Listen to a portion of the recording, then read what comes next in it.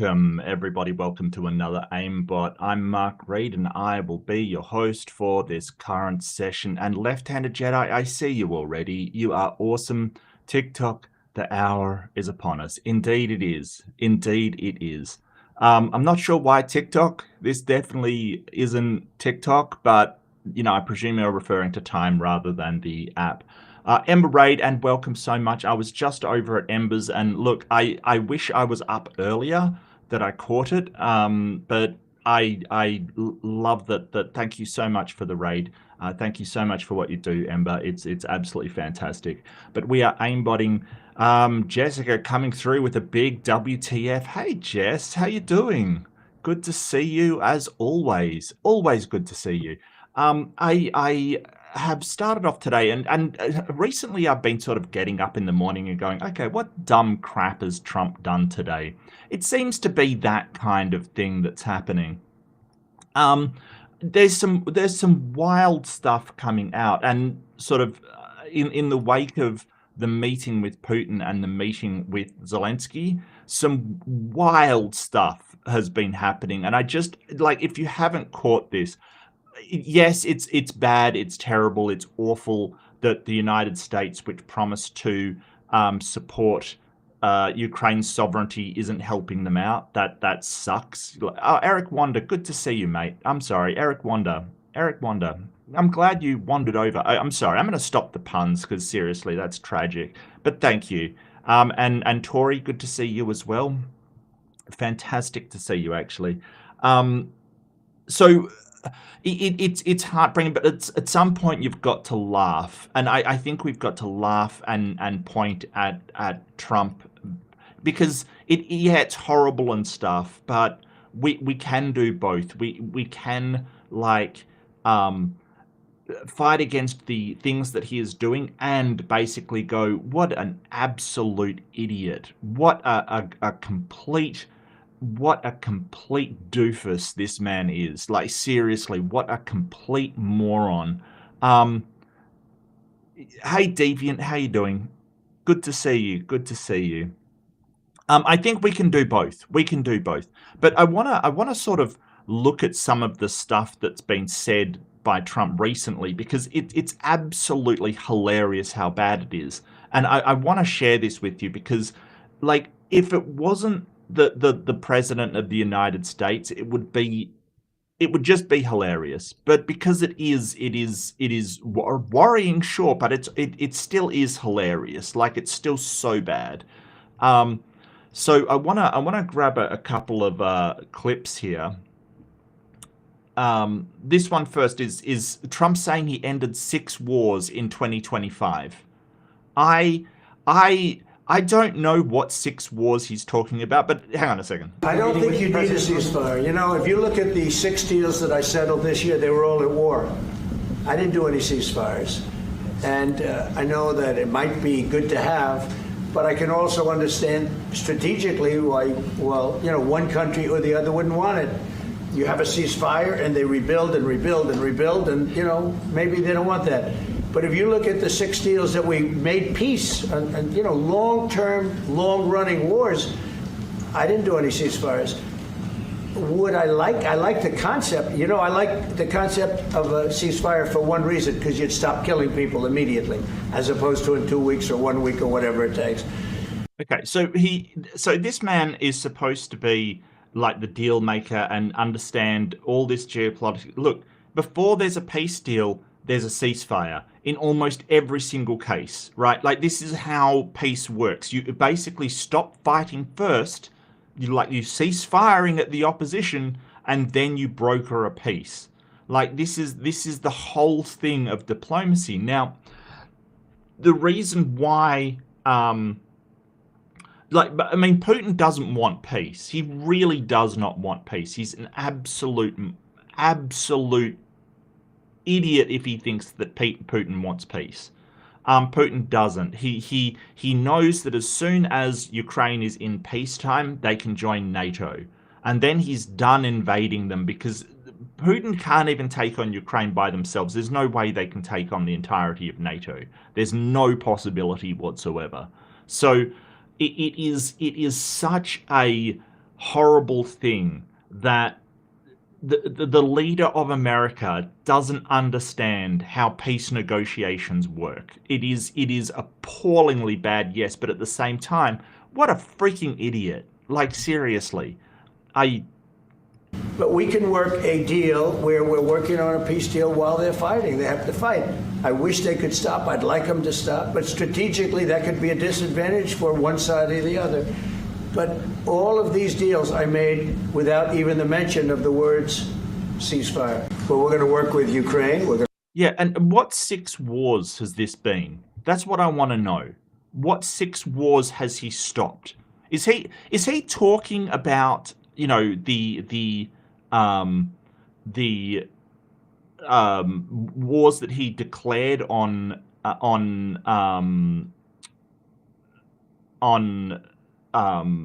you know, Canada and Greenland in that? You know, because I don't. Maybe there's been a couple that have ended, but I don't understand what conflicts that he's talking about. I don't. It's so weird. This man lives in his own reality, seriously.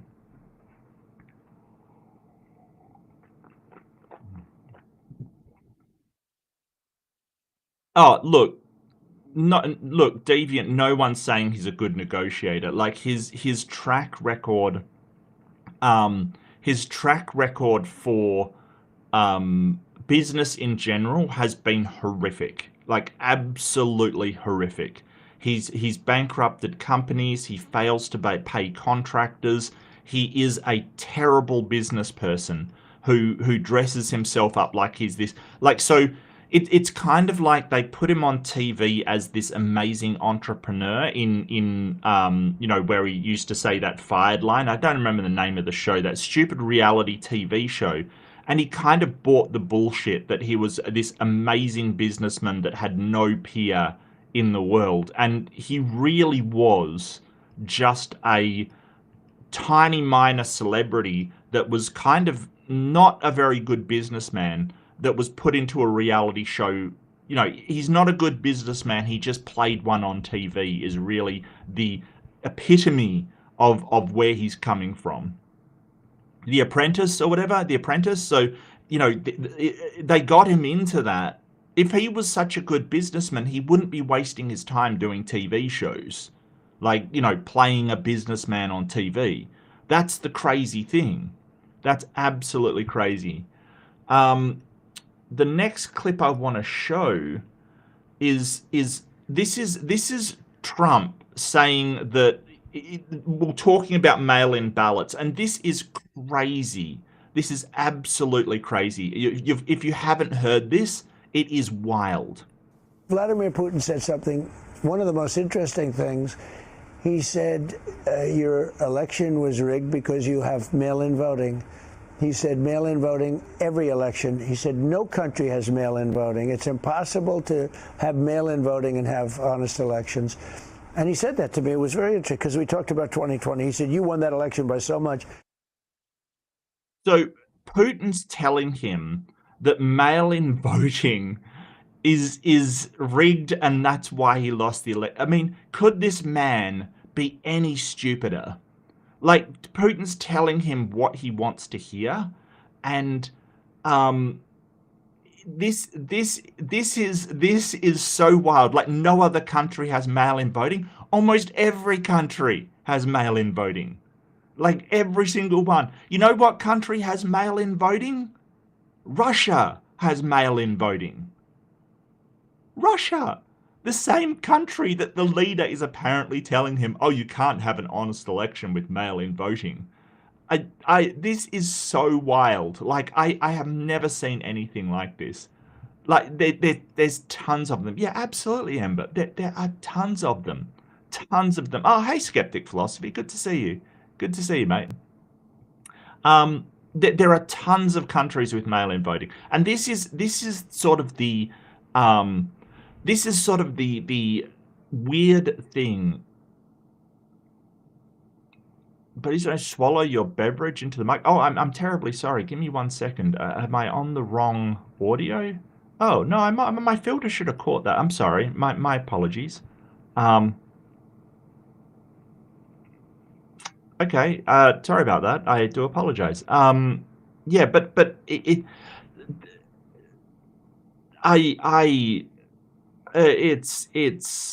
bad. Like, seriously, this guy. Not only do multiple countries have mail-in voting, they're absolutely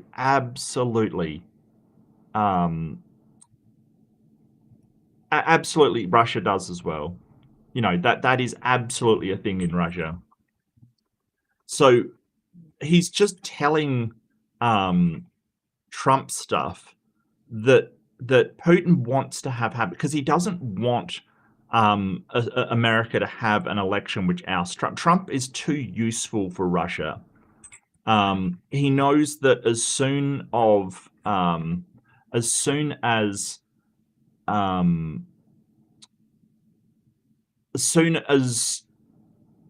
there's another leader, they're going to put sanctions on them. They're going to make it so much more difficult. Like it's so wild. It's so wild. Yeah, I mean, everywhere does. That's the thing. Like, most countries have mail-in voting. Most democratic countries have it. It's just a talking point that's sort of a Russian talking point that, you know, I don't think even Putin believes, you know. And this is him saying that it's impossible. This is a meeting with Zelensky, by the way. Pushed out on social media about doing away with mail-in ballots and potentially electronic voting machines. Can you expand on that and how important Well, that's a very off-topic, just really quickly. Mail-in ballots are corrupt. Mail-in ballots, you can never have a real democracy with mail-in ballots. And we, as a Republican Party, are going to do everything possible that we get rid of mail-in ballots. We're going to start with an executive order that's being written right now by the best lawyers in the country to end mail-in ballots because they're corrupt. And you know that we're the only country. I could be wrong about this, but I don't think that the executive can do a executive order to change the voting restrictions in states, because really we're talking about them electing their Congress people, basically. So their congressmen and senators, but you know, the midterms. But I don't think that they can, by a executive order, just change the way they vote on their midterms. It's so wild that he's trying to do this. And it is so wild that he's trying to stop these two things because he's just trying to make it hard for people to vote. And that's been a common theme of the GOP for a long time. Trump's just taking it to a new extreme. Sort of voter suppression is what it's called.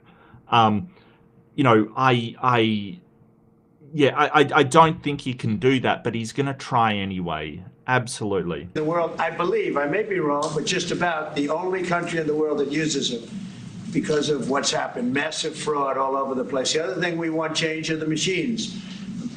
For all of the money they spend, it's approximately 10 times more expensive than paper ballots. And paper ballots are... It's not. It's not 10 times more expensive than paper ballots. Like, it's not. Like, that's ridiculous. I don't know. Like, he never actually says where he's getting this information from. He lives in a world where if you want something to be true, you just make it up. You just make it up, you say it, and that becomes the new reality. You know, that becomes something that, you know, you just keep repeating it. You know, these baseless claims about inaccurate machines, his baseless claims about mail-in can't be fair, his baseless claims about the price of it. It's horrible. Very sophisticated with the watermark paper and everything else. we would get secure elections, we'd get much faster results. The machines, I mean, they say we're going to have the results in 2 weeks. With paper ballots, you have the results that night. Most people, but most people, many countries use paper ballots. It's the most secure. Yeah, I think he's talking about, you know, it's so bad. I don't think that is necessarily the case. It's just that they have provisions to count the in-person ballots and then count the mail ballots, and it's fine. It's not a problem. That's the thing. The problem was that in 2020, he basically said that, oh, we've got all the in-person votes, let's just stop there, because he was ahead, right? That's basically the problem. He basically wanted to stop at the in-person votes, because if he'd stopped there, he would have won. But they had to tally the mail-in votes, because those are legitimate votes. So he's not interested in what's fair. He's interested in what helps him win.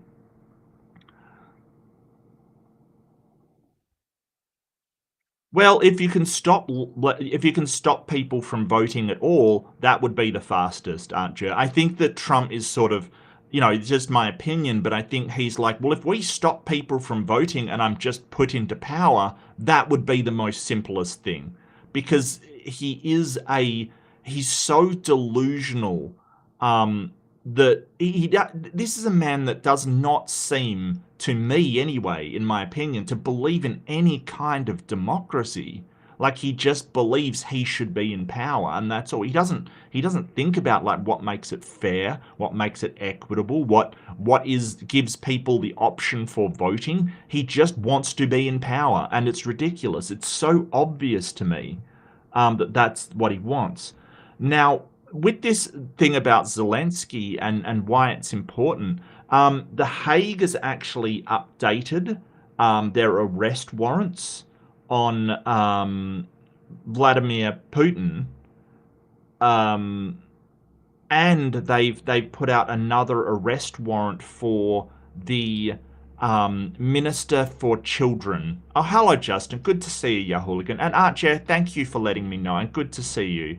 Good to see you. And Majestic Beck joining with the big orange clown. Yeah, no, fair call.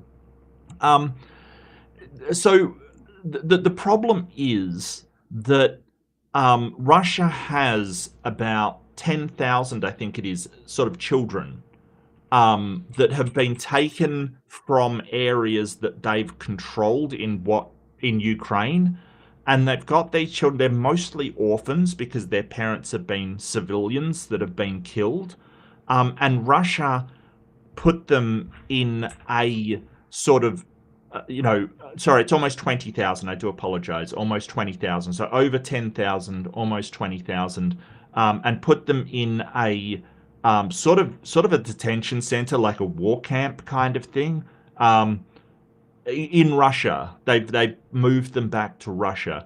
Now, what they're going to do now is forcibly adopt them, which is such a violation of international law. And if such an act is intentionally to destroy a culture, that is in fact a war crime. That is 100% a war crime. So they've now updated the warrants for Vladimir Putin to include sort of a crimes against humanity. And so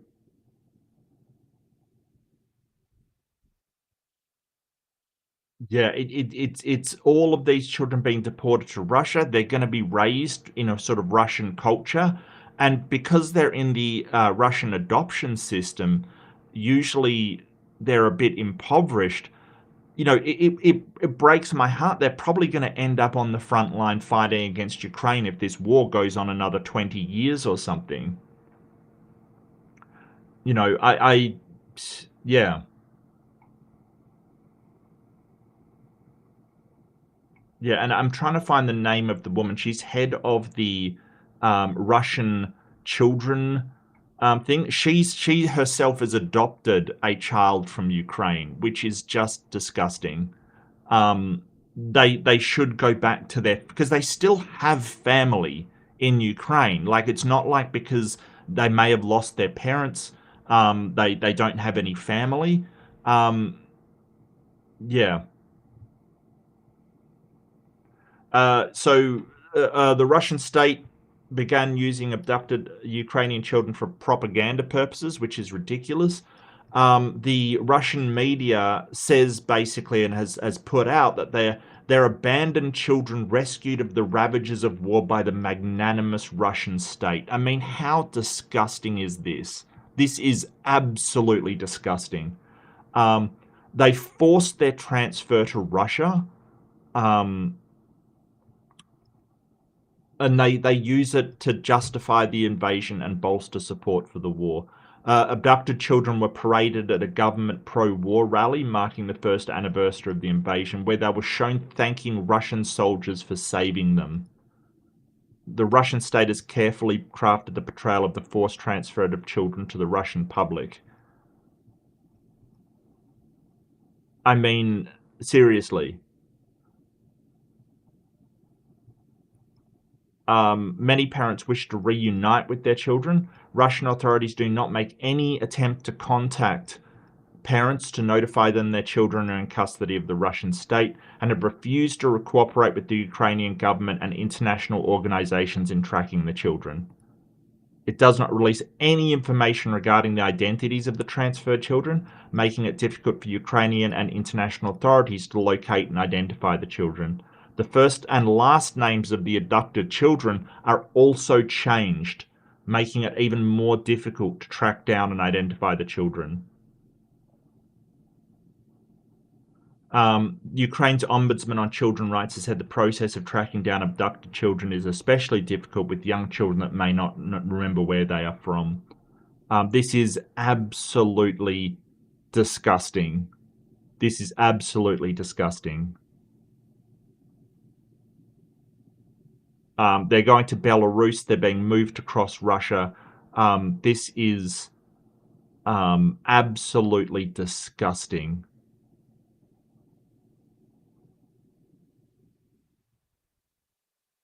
So the United States, Ukraine, Australia, and New Zealand have imposed sanctions in relation to the forced deportation. So, does this actually violate the law? Yes, it does. 1948 Genocide Convention says that in the present convention, genocide means any of the following acts committed with the intent to destroy, in whole or in part, and that in part is substantial, a national, ethnic, racial, or religious group as such, and part of it is Section E, forcibly transferring children of the group to another group. So Russia is meets all the requirements for it. In part, they are trying to destroy the culture of Ukraine by forcibly transferring children from one group, which is the Ukrainian culture, to another group. That is absolutely a violation of the Geneva Convention. Genocide scholar Timothy D. Snyder wrote, kidnapping children en masse and seeking to assimilate them in a foreign culture is genocide according to Article 2, Section E of the 1948 Genocide Convention. It satisfies all the conditions for that. Everybody agrees on this, and it is absolute. So the other person, was Amarià Lvova-Belova, which is a weird name, I get you, but they are the sort of minister for children in Russia. And she claims, Lvova-Belova has claimed that the Russian state is entirely willing to reunite the children with their parents if they come forward, right? But they won't allow tracking the children. They won't allow international authorities to find out who they are. They're changing their names. They're just outright lying. in 2023, Vladimir Putin rejected the request of a peace delegation from Africa to return the children back home, saying, "We have moved them out of the conflict zone, saving their lives and health."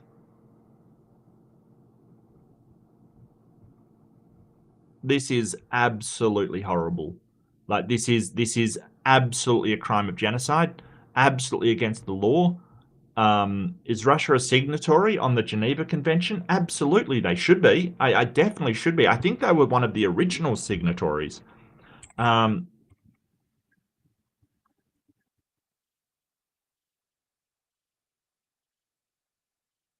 yeah, absolutely. Absolutely.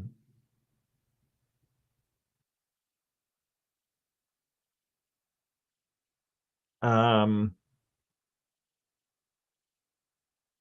they ratified everything. Yep. It will withdraw from Protocol 1, but we're not talking about Protocol 1, we're talking about Protocol 2, which is sort of the thingo. Yes, they some of them are, absolutely. Some of them have got parents. Like, that's the thing we've got to understand, that they literally were abducted. Yes. Yes. And this is, and so I want to also point out that the meeting with Trump by the European leaders, it was like it was like it was weird. It was just so weird as all of the European leaders sat around and told him point blank, "Look, we're with Ukraine. And this doesn't just affect Ukraine, it affects all of Europe. We're 100% on board." And they had to explain to him, like explaining to a small child, why Putin is in the wrong. No president should be this stupid. Like, no president should look at the war of aggression that Russia is doing and say, "Well, we don't know who's wrong or who's right." You know, this is a problem. This is a real problem. Like, you can't be that stupid. This is absolutely incredible. And the rest of Europe is worried that Putin's not going to stop at Ukraine. He's not going to stop.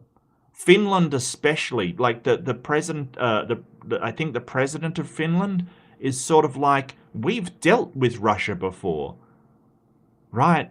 You've had Finland during the Winter War that got attacked, unprovoked attacks by Russia, and they fought them off.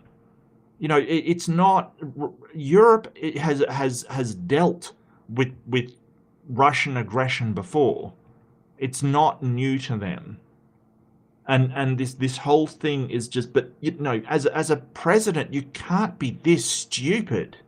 Well, apparently you can, but stupidity apparently is something that will get you elected these days. It's absolutely wild. Um,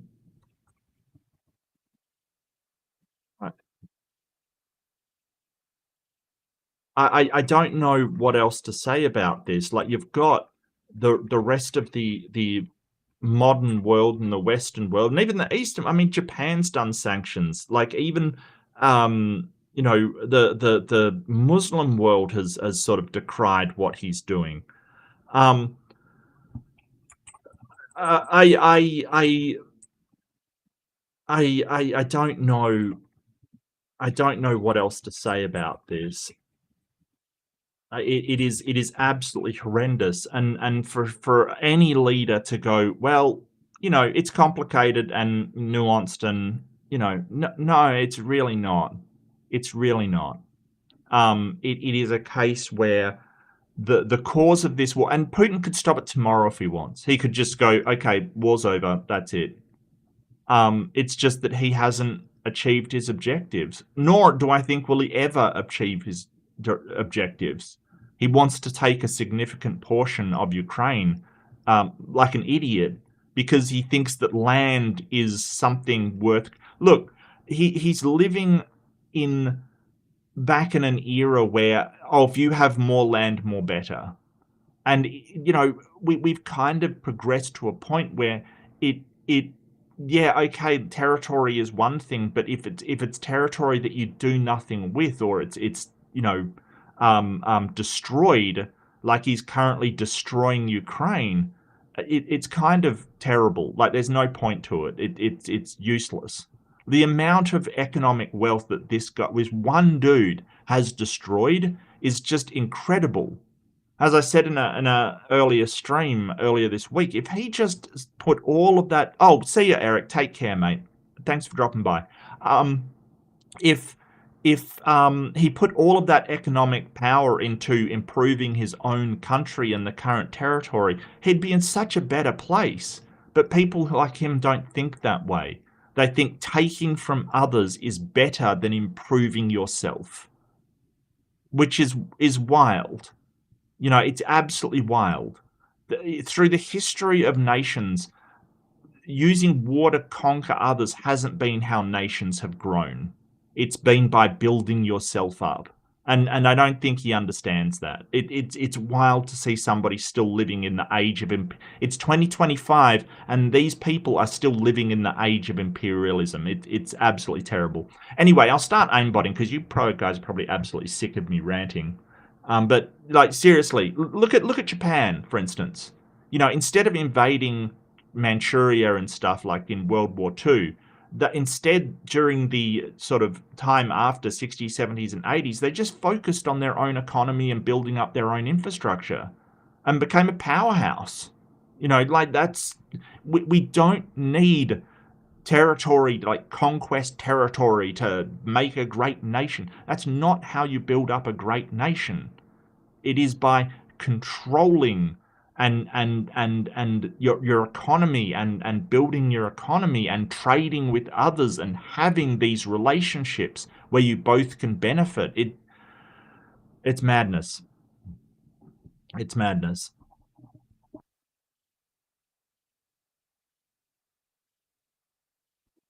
Yeah, no, I get you. I get you. The like, this imperialist idea of having control over seas and control over this, that isn't what builds nations up.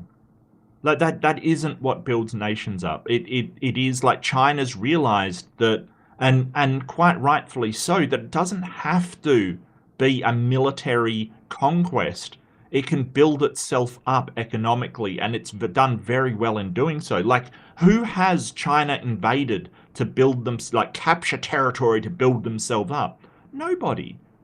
And what I might add too is that just before World War II, Russia actually conquered a significant amount of land from China, and the Chinese have never forgotten that. I think that Putin better watch his back, because China has never forgotten that sort of Russia came in, and while they had a sort of Shanghai Sam, who was sort of a nationalist, that they took a chunk of China out of them. And I don't think China's forgotten that. I think they'll work with Russia while it's in their best interest, but I don't think they particularly like Russia. So Tibet's a bit of an interesting question, Amber, and I'm glad you brought that up. So when the communists were forced to flee from the nationalists and the invasion by Japan, they took refuge in Tibet. Right? They kind of consider Tibet to be the birthing place of the modern Communist Party of China. And so they see Tibet as part of China. And I get you, yeah, it absolutely was. But and that's also why they consider whatchamacallit,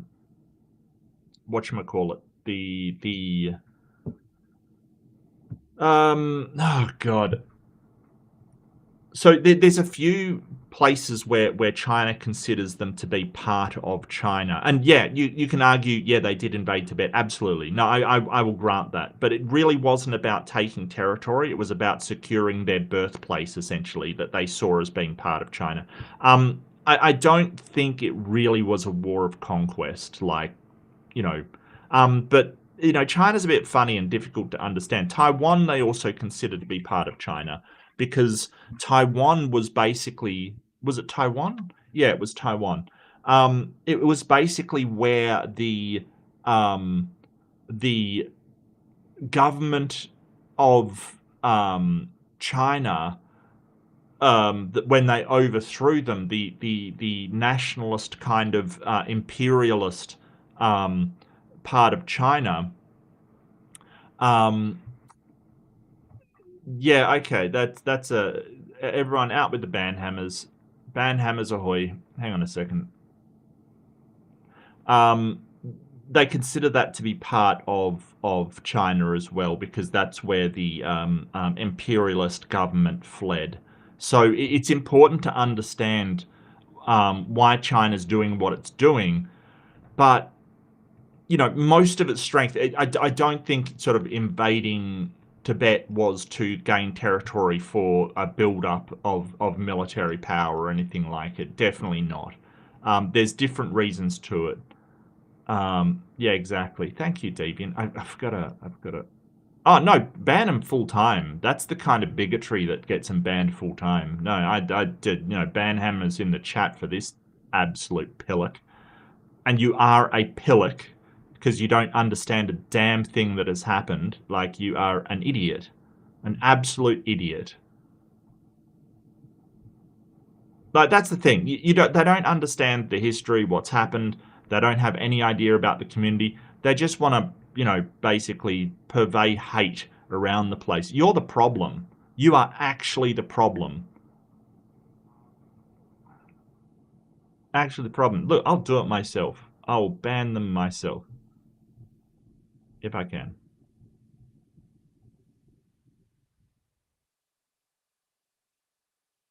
If I can find them. What? You can only ban them 24 hours? What? No, that's not right. That's not right.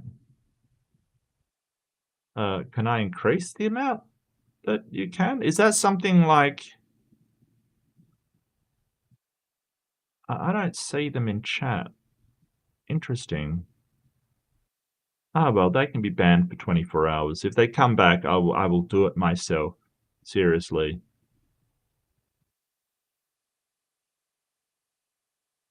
I'm Formosa for ages, yeah.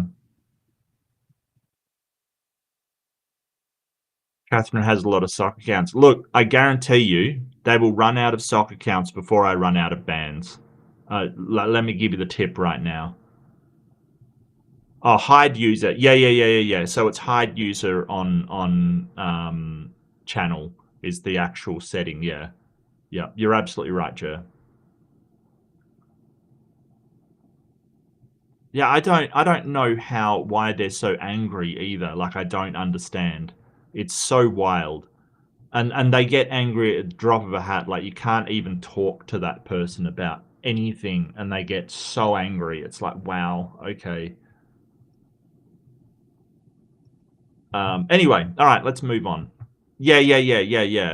It's hide user on channel. Like, please hide them for... If someone's going to be that bigoted, fuck them and just, yeah, absolute ban hammer comes down. You're not doing that, seriously. That is just bigotry and nonsense, and I don't hold with it. I don't put up with that crap. I do not put up with that crap. Okay, let's aimbot. Aimbot, am I morally bankrupt or them? Basically, it's we will go on for... okay. Wow. Wow. Okay, that's wild.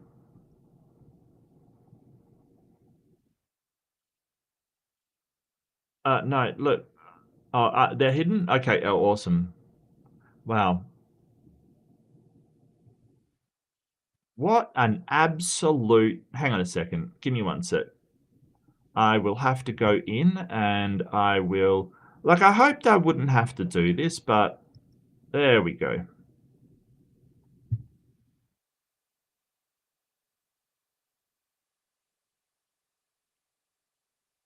Yeah, yeah. You know that the ironic thing is that they had like a semi-naked woman on their avatar, and they're basically accusing me of promoting psychosexual stuff.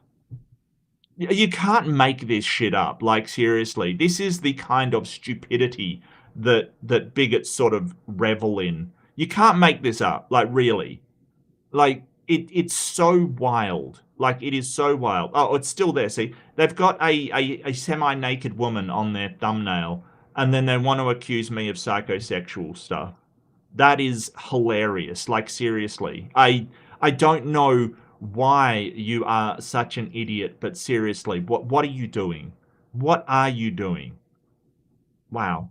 All right. Share screen. So, aimbot is my morally bankrupt or them? You know, and this is the thing. The only people obsessed with sexuality is them. What is that? Am I just bookmarked my own thing? Okay. There we go. All right. That's not the thing that I want. I want that one? No. That one? No. Sorry. I will get it eventually. There we go. Okay. Beautiful. Beautiful. Beautiful. All right. I knew I'd get there eventually. Not a problem. Tag 'em and bag 'em. Yeah, yeah. Screw those people. Seriously. Seriously. If you are listening out there still, you are banned and fuck you. Like, seriously, fuck you. You are a terrible person. Like, realize this and go and change your life. Like, just update your perspective. Seriously. So what's my porn star name? Okay, so your porn star name is the name of your first pet and the street that you lived on, right? That's your porn star name? Is that your porn star name? Isn't it the the name of your first pet and the street that you lived on, right? When you were a kid. So mine would be Penguin Macquarie. Yes, it would be Penguin Macquarie. Apparently. I think that's how you do it. Look, if I'm wrong about that, let me know. Let me know if I'm wrong about that. It doesn't exactly roll off the tongue. You know, this autumn, Penguin Macquarie stars in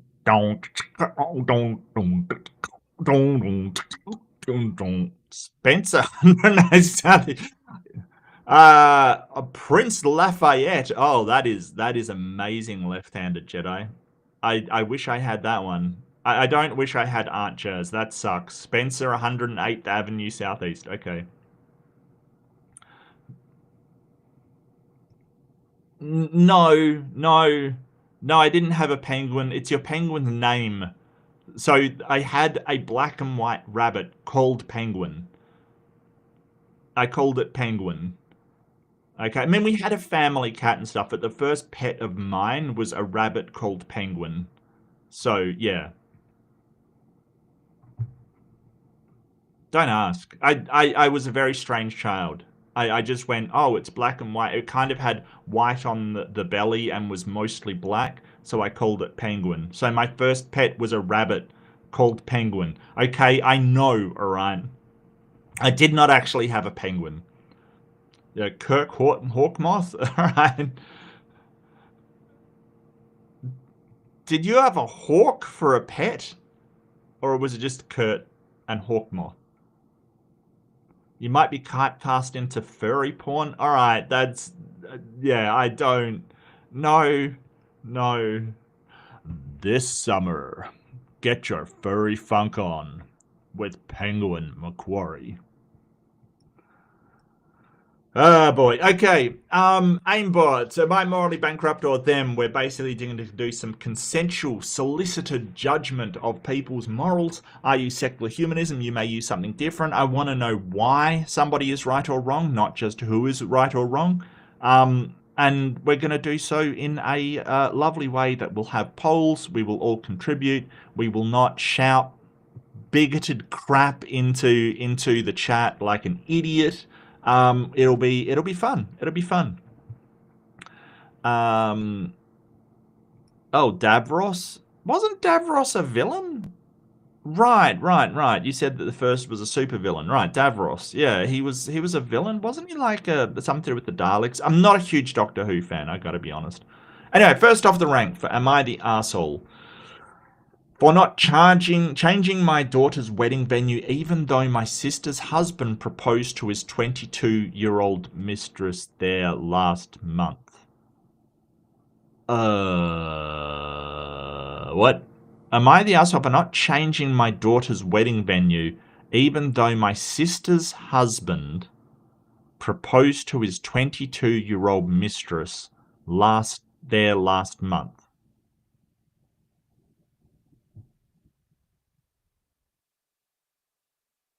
PR. Okay, Bunny Rabbit. That's cool. I'm with you. Hey, Big Bad Mama. Good to see you. Good to see you. Thank you for joining us. Always a pleasure. So what would that make the sister's husband? So that would be their uncle-in-law? Your sister's husband. Wait, so your sister's husband proposed to a 22-year-old while he's still married, and his niece. His niece?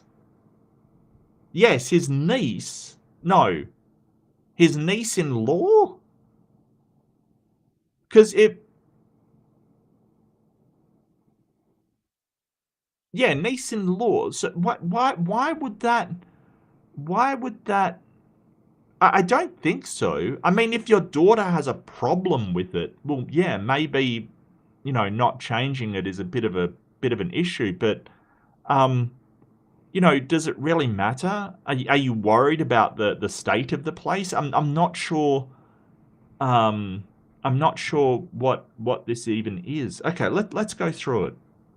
But my first instinct was to say, well, no, not particularly, unless she has a problem with it. I guess that's my first instinct. But hey, I 51 female put down a 20k non-refundable deposit. Yeah, that sucks. I wouldn't put down 20k just to kiss it goodbye for no reason whatsoever. Yeah. On this gorgeous beachfront estate for my daughter, let's call her Amy, 26 female. If you're putting like a 20k deposit down on a wedding venue, I feel like you've got too much money to start off with. Like, seriously, you're spending way too much on this. We booked it 18 months out for context, and without revealing too much, it's the venue in our area and has been Amy's dream wedding spot in all of her Pinterest boards. Last month, my sister, let's call her Carol, 48 female, found out her cheating ex-husband... Oh, it's an ex-husband. Okay, and he cheated on her. All right. Let's call him Mark, 50 male, proposed to his co-worker, 28 female. She was 22 when they started having an affair. Okay, well, that sucks for her. Like, that sucks for your sister, sure. Like, and that's a bit of a douchebag. That's a bit of a douchebag. Can we ban, please? Thank you. Wow. They do have a lot of sock accounts. Yeah, it's too much money. I agree. Yeah. Who had been having an affair with. The woman posted engagement photos from the same venue, specifically the beautiful beach area where Amy plans to have her ceremony. Well, let's face it. Like, you don't... This is the problem. You don't have... They don't have a monopoly on that place, right? Right? Like, you don't have to make them. Sorry, just 1 second. I'll be right back. Just 1 sec.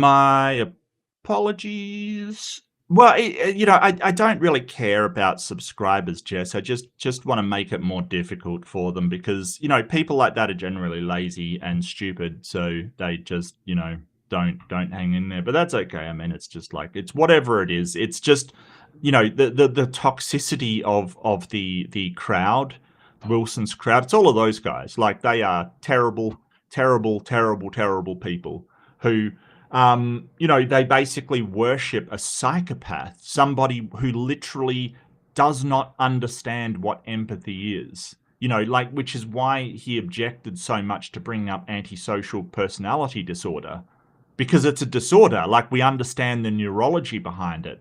He does not have any empathy. It has to be explained to him, and he doesn't understand it. It's wild that these people will follow and worship and think he's the best guy on earth, and he's a literal psychopath. It's wild. Yeah. Yeah, I don't see this, I mean, it's a beautiful spot. It doesn't change that. Carol is obviously destroyed. I don't. Why?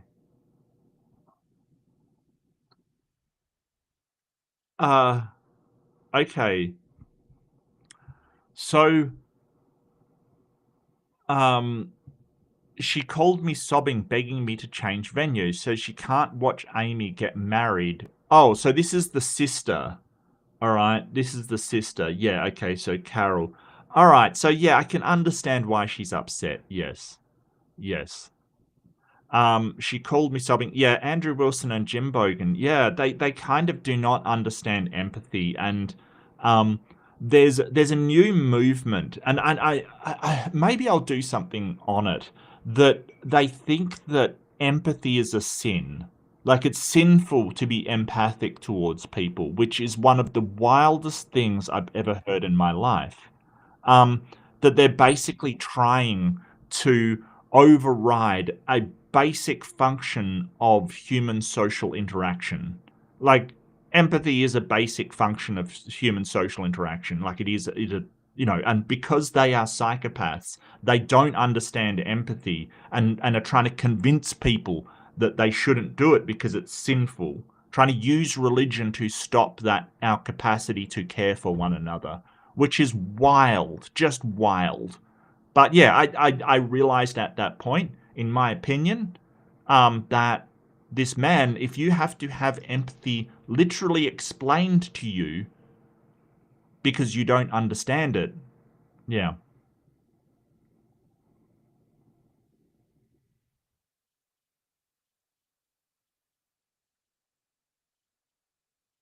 Yeah, yeah, and empathy is a sin. You know what? And I'll say something really encouraging. I saw this Christian channel, um, with a guy who he's a Christian, right? And he's got merch. He's quite large. He's selling shirts that say, "I practice the sin of empathy," and the empathy is in rainbow letters. He was pointing out the MAGA Christians for being absolutely terrible human beings. There's the mainstream Christianity is not the MAGA Christians who are all like, screw the poor, screw screw the LGBTQI community.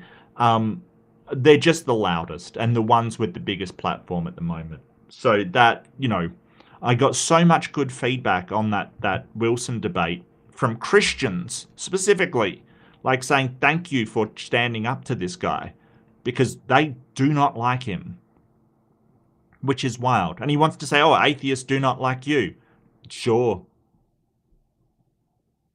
I don't I don't I don't care. I um can't smile for photos on that beach, because I don't claim to represent all atheists, but he claims to represent all Christians. That's the difference. You know, I just say, hey, atheism isn't a worldview. Isn't a set of positions. It's a position on one proposition. I don't claim to represent all atheists. He claims to represent all Christians, and that's the difference. Oh, yeah, absolutely. Oh, look, Mama, the only time I've seen them laugh is when they're laughing at somebody, which is just, I don't know how you would live like that. You know, like just being that toxic. It's just terrible. They do really, really do seem like they have miserable lives. I feel sick for her, I do, but 20k non-refundable deposit, yeah. Save the date's already sent. Amy's dreamed of this venue since high school. Everything else is booked for 3 times the price. Yeah, no, even just the 20k non-refundable deposit, that alone for me would be like, yeah, I cannot, like, that is the amount of money that is. Like, I think it's too much to begin with, but, you know, if is she willing to spend that? Okay. Um, I told Carol I can't lose 20k and crush Amy's dreams because Mark is trash. Yeah, Mark is trash. How dare Mark?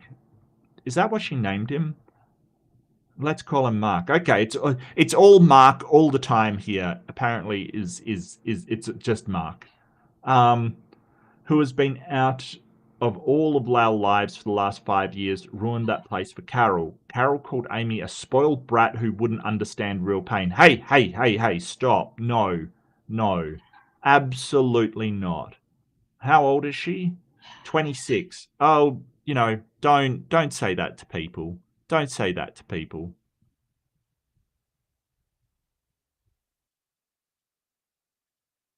Carol says I'm choosing money over her mental health, that I'm forcing her to relive the worst betrayal of her life for pretty pictures. No, that's not it. Um, she does not want to venture change. It's not her fault. Mark was bad. Yeah, yeah. Now Carol's skipping Thanksgiving. My and Carol's side of the family, her daughters, and to some extent my parents, say that I'm heartless. No, the place is cursed anyway. Why should we host Amy's big day there? The place is not cursed. Ah, damn. Like, come on now. Tune into reality. Seriously, it's not cursed. What the hell? Like, talk about the weirdest ideas. Oh, because this piece of trash, and yeah, he's a piece of trash. Um, you know, Mark is absolute trash. Yeah, he cheated on his wife. Horrible thing to do. Hurt her. You know, made a horrible scar on her. Carol doesn't, she needs therapy, quite frankly, and I don't blame her. It must be so hard to get to like 48 or whatever. What was it, 6 years before 42, and your piece of crap husband cheats on you with a much younger woman. That sucks. You know, that absolutely sucks. um my husband's side of the family says Carol doesn't get to hijack Amy's wedding because her husband's a cheater. Correct. Am I the arsehole for not switching venues? Absolutely not. Absolutely not. Look, I do empathize with Carol. It sucks. It absolutely sucks. But you can reclaim that spot, right? You can reclaim the places that are, it's a place. Like, this is the kind of thing that we look at in things like cognitive behavioral therapy, right? Is like when we have these thoughts and these feelings come up, like when the thought comes up, oh, my husband did this thing here, we can think rationally about it. Does the place in any way, like, and I get that it's linked with that feeling, but we can unlink it, right? We can practice, and we have the tools to unlink the idea that this place causes you pain, and really think about it as the person caused you pain, not the place. The place is completely incidental. And I completely understand why. And we have to be empathetic. We have to be say, hey, I feel that seeing the place triggers this stuff inside of you. But we've got to work towards being rational about it and saying, yeah, it brings up these feelings and these thoughts. If you understand in psychology that thoughts, feelings, behaviors, they're all interlinked, right? They're all a circle of things that happen. You have a feeling, it causes a thought. That thought causes you to have behaviors. Those behaviors cause, again, thoughts, right? Like, it's just a cycle that you're going on. And you can break those cycles, right? You can absolutely break those cycles. You can, like, if you have social anxiety, or there's a place where that reminds you of something, you can break that link because we're able to do that. So the beach has got nothing to do with it. The beach has absolutely got nothing to do with it. um it's not the venue, it's the person. And it is like, this is a problem with social media. People get fixated on their social media, and they will link these emotions to the pictures that they've seen, the places that they've seen, or the people that they see on social media. And you've got to deconstruct that. You've got to deconstruct these. That place is cursed because he got married to his, that cheating scum got married to his younger fling there, or posted pictures from it. We've got to deconstruct that into, is that anything of the place?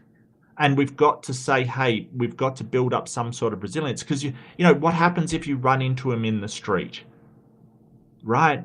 What happens when you find a photo of them? What happens when you come across these things? We've got to get at the root cause of the problem here, which is her unable to cope with her husband leaving her for a younger man, which is not her fault and has got nothing to do with her, and is him being a piece of crap. It's not her fault, right? Like, it's got nothing to do with her. So, we've got to untangle these things, and that takes work and therapy and talking. And, it sometimes takes doing things like CBT, or ACT, acceptance and commitment therapy, right? Where you accept what has happened. You have to accept it. Which there is sort of a procedure, and it's called radical acceptance. It's kind of the idea that, like, in some ways we kind of reject things because we want it to be different, and having to accept what has happened is a big thing. The only way we can start to heal is by not being in denial about what has happened to us, and that's hard. Right? If you've been in a horrible situation like that, it's hard to accept that your cheating husband has gone off with another woman and is being disgusting, and done engagement photos at a place that you love. It sucks. Don't get me wrong. Don't get me wrong.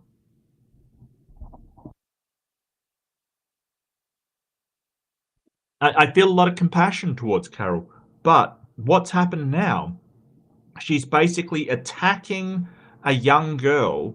Well, I mean, she's 26. She's not that young. She's attacking a woman over her choice of venue when it's been her dream all this time. Look, you have the right to say, hey, I can't go to this venue, but and we would understand and say, look, I really want you to, but I understand why you don't. But you can't expect other people to change their lives in order to accommodate you. And the parents saying the place is cursed, there's nothing wrong with the place. The guy is cursed. Like, the guy's behavior is absolutely cursed behavior. Absolutely cursed behavior. But, there's nothing wrong with the place. The place is innocent in all of this. Was the poster right for not changing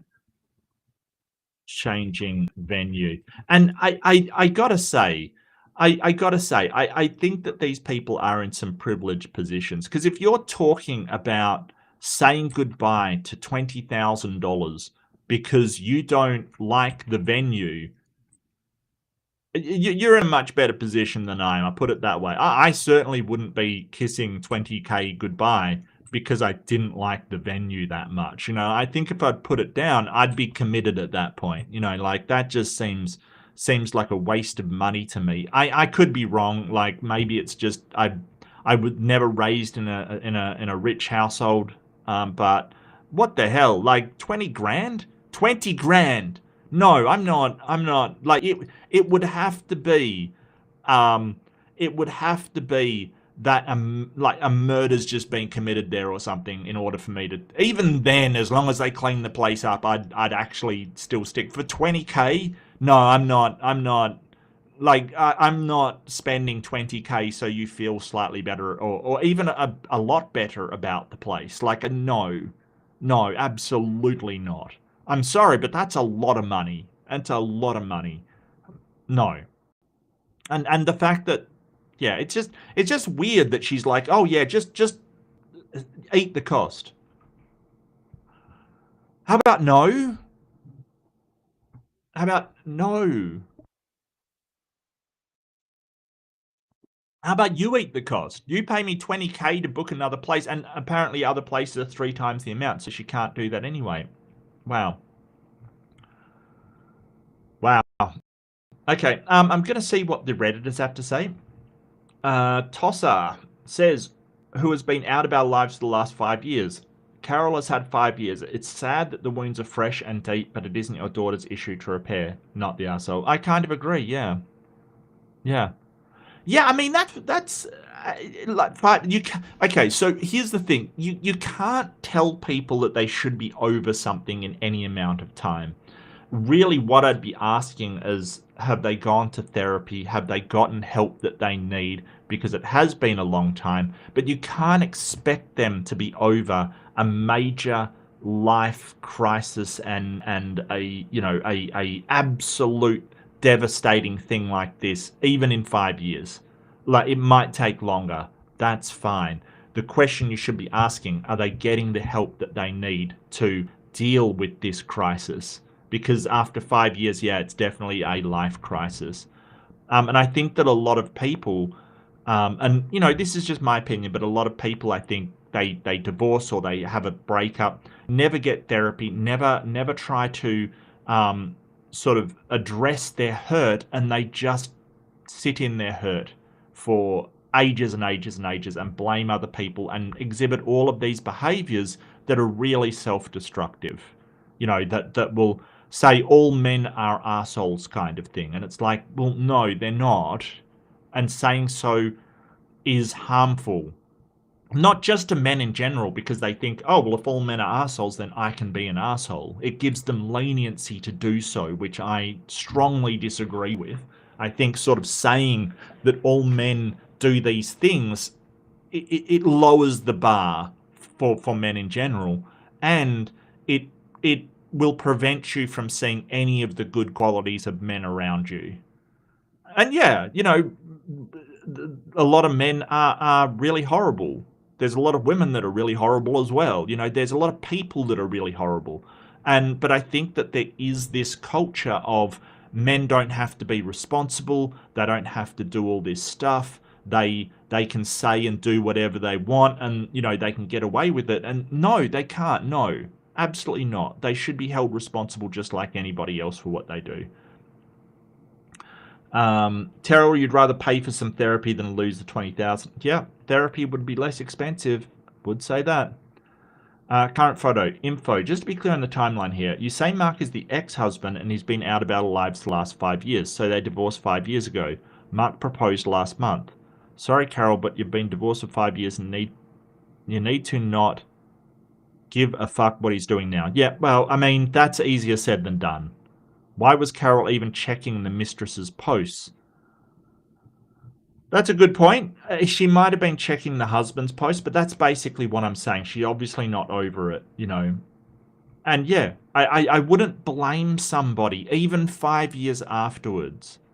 And the way that social media works is that, look, if you've been married and, if they divorced like when they're 42, you probably have a significant chunk of friends that you share. And that's part of the problem with Facebook and social media. People will just post stuff. Oh, look at this person's engagement. Wasn't it a beautiful place? And, it's hard to unentangle that stuff. It's really hard to unentangle if you've got friends that you share and you've had a life together. You know, maybe they have children together and somebody you know, it's really hard to untangle that stuff. So I don't think that that's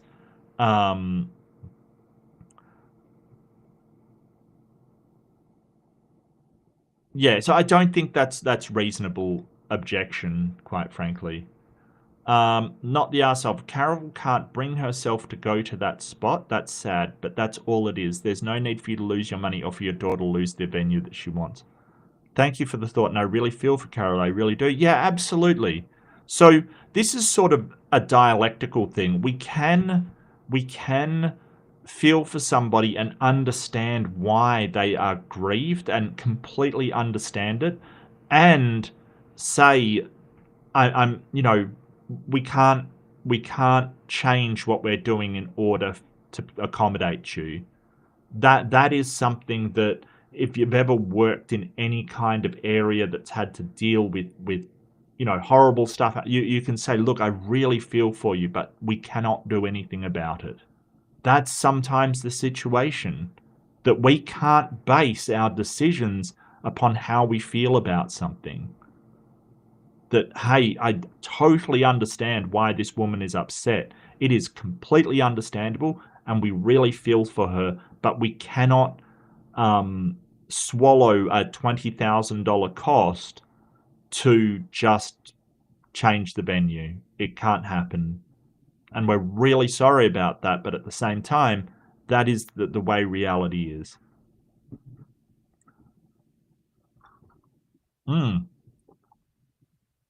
They're coming out of the woodwork today. Hold it. I gotcha. Hey, another one bite the dust. Another one bite the dust. And another one does. And another one does. No. Hey. I'm going to get a copyright strike for that, probably. Probably. How about you go F off? How about that? How well, but yeah, it's hard not to have my sister support her niece better. Yeah, it is hard. Yeah, everybody would wish that it was different, but it's not. And that's you know, it doesn't make you an asshole. It doesn't. That's the thing. It doesn't. It sucks. The entire situation sucks. Look, the whole idea that sometimes, you know, morality and ethics is really hard. It's very nuanced and it's very hard. We kind of have this thinking that one option will be completely right and one option will be completely wrong. And have this sort of black and white idea of right and wrong. And from my experience of life, so this is just my opinion, that sometimes there's nothing but wrong choices. Right? It's a relative thing, that sometimes it's all wrong and one's slightly better than the others. And sometimes there's no real wrong answer, it's just one slightly worse than the others.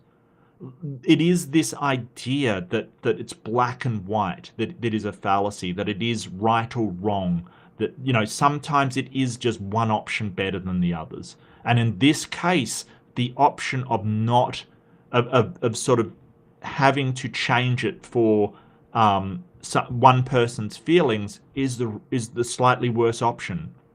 Because like, when you're talking about well-being, right? You're talking about human well-being, and that's how I conduct my morality. That Carol, yeah, you're increasing her well-being by not going there. Totally understand that. But Amy is going to, her well-being is going to drop. She's going to be upset. She's going to be the one devastated. And you're going to lose $20,000, which is a lot of well-being that you could spend on other stuff. You're going to have to pay out again. It's not good for people. Like, there's a lot of other things at play than just one person's feelings, unfortunately. And that doesn't mean we don't feel for her. Absolutely, we feel for her. We're totally on her side. The guy's a scumbag. Horrible situation. She needs help and she needs support, but that isn't supportive for everybody.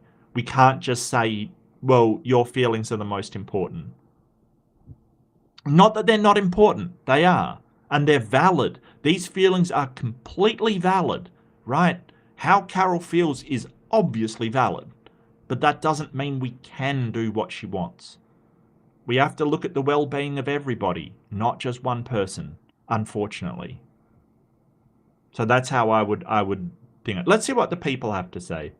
The people that matter. People that matter. Let's see. Sorry, I forgot to mute. I'm sorry, Joe. I'm sorry. I will get the hang of it. I will get the hang of it. I wish I could get my...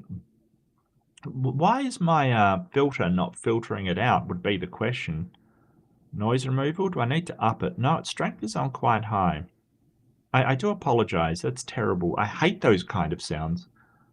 Kurt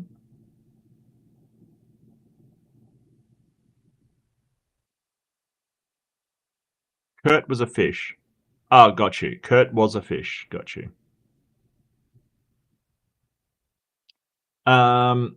Jessica says, why do you have control over your daughter's wedding venue? Well, I mean, I presume it is a quite well-off family that they've asked their parents to pay for their wedding. Look, some traditional families do that. I never had the benefit of that, never really wanted the benefit of that. But, some families do that. Jessica also goes on to add, people deal with icky memories in different ways. Yeah, no, totally, Jessica. And look, it's totally understandable, but we're really talking about when those behaviors that lead from, so we're talking about behaviors, people dealing. How people cope with these memories and these thoughts and these feelings leads to behaviors. And if the behaviors are disruptive, it's kind of like it's very difficult to change the behaviors outright. We've got to get in at the thought level, like when the thoughts come up, and challenge those thoughts, because those thoughts will lead to behaviors that we can't, that are emotionally motivated. So we've got to get in at the thought level and change how we think about it. But yeah, I get that. And some people deal with them in healthy ways, and some people deal with them in unhealthy ways. And sometimes we deal with different things unhealthily or healthily. It's okay. That's why we study these things. The things I could do... Yeah, me too. Me too. It's just niece. Yeah, it's just niece. It's just niece. Yes, it is. You're right. It's not, there's no niece-in-law. It's just niece. Yeah, got you. Brother-in-law proposed to his mistress. Yeah. It would be the OP's brother-in-law, daughter's uncle. Yes. You're right. It would still be just her uncle. Yes.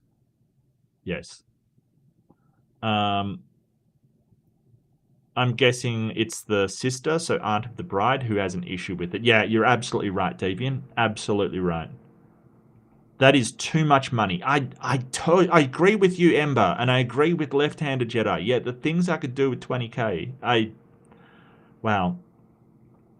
Jessica says, new good memories can override old bad memories. Yes, but it is difficult. It is very, very difficult to see somebody that has hurt you so badly enjoying a place, and then you enjoy the place. That's tough.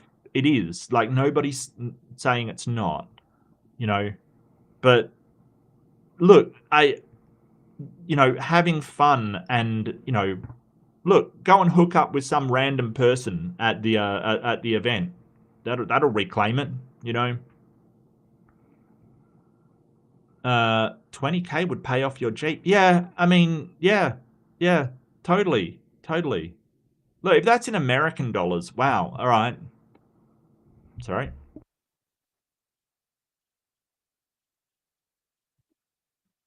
Art just says, the couple, if the couple about to be married still want their wedding there, then they should.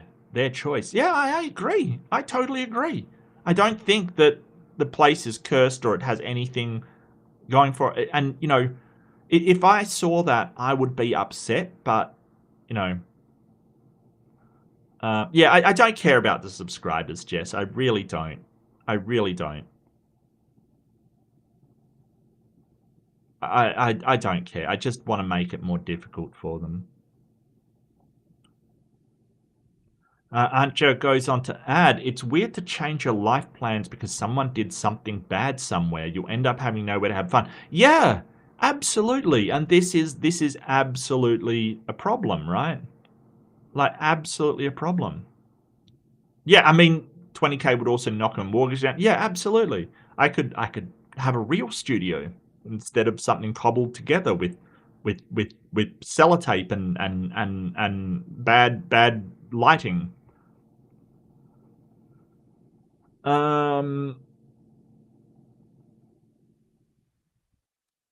Exactly, Jer. It's supposed to be about the couple whose wedding it is, says our deviant outcast. I get the aunt bride may not like it, but they ought to think about the bride, her niece, and her future. Yes, absolutely. Husband, their special day, it could even give a better, more happy association to the venue. Sure, and that's a healthy way to go about it, you know, like that is absolutely a healthy way to go about it.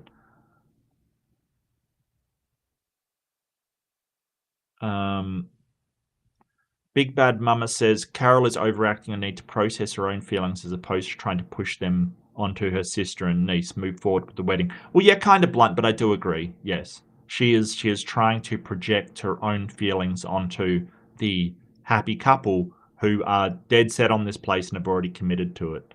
And I mean, so the the problem with this is that your ex-husband still has a huge amount of control over your emotions, and it's understandable that he does, but really moving on, letting it go, just saying, hey, you go off and have your life with her, I'm going to get on with my own life. It feels to me like she's still stuck in her ex-husband's life, like she's still emotionally entangled with her ex-husband, and that's a real harsh place to be at. And we've all done that, right? We've all had a breakup and we're still emotionally attached to the person, even though it's over. You know, it's done. I remember having a girlfriend. I broke up with her, or she broke up with me. I was dumped. Look, I was totally dumped, right? And I was still emotionally entangled with her. We were basically living in shared accommodation. I went round to see a friend of mine, and she opened the door because she was visiting there too, and it broke my heart. Right, I completely understand, but we move on. We process that and move on, and it might hurt. But if you're having problems, we can get help. We can get help. Aunt just says Carol has personal problems. Everyone else doesn't need to get involved in her drama. Well, I think sort of, and I've talked about it before, the difference between rescuing and supporting people. Like supporting her and saying, yeah, I completely empathize with where you're coming from is one thing. Rescuing and say, hey, we're going to change our entire strategy for the wedding and the place and eat this cost in order to save you from your feelings. That's rescuing, right? That's helping someone to the extreme detriment of yourself, which isn't something you want to start doing. Because if you start to do that, resentment will build up. How long is it before you go, look, I really resent my sister because I had swallowed $20,000 worth of cost and the wedding wasn't that great. It wasn't as good as it could have been at this other venue, kind of thing. That's the problem with rescuing. Not only is it detrimental to you, you will end up resenting the person that you're rescuing. Mark, you're going to have to change your name. Don't you dare, Victoria. Don't you dare. You are Victoria. Always and forever. It isn't the venue's fault. No, didn't you hear? The venue is cursed, Ember. You take that back. You take that back. You take that back. Deviant Outcast says, all marks I know are wonderful, kind, intelligent, empathetic people. Yeah, not all marks. I don't think all marks are that way. Oh, thank you. The good, bad, and the mark. Yeah, thank you. Thank you. I appreciate it. I appreciate it. But, you know, it's weird because I guess I was very empathic and sensitive in school. And there's this weird thing that you're taught that being being vulnerable and being sensitive to people and being empathic is weakness kind of thing. And there is, you can be vulnerable and sensitive to people and understand them and be empathic and be a strong person at the same time. Like it is only a toxic form of masculinity that tries to convince you that those two things cannot exist side by side. That you cannot be a strong person if you are empathic towards others, if you are sensitive of how they feel.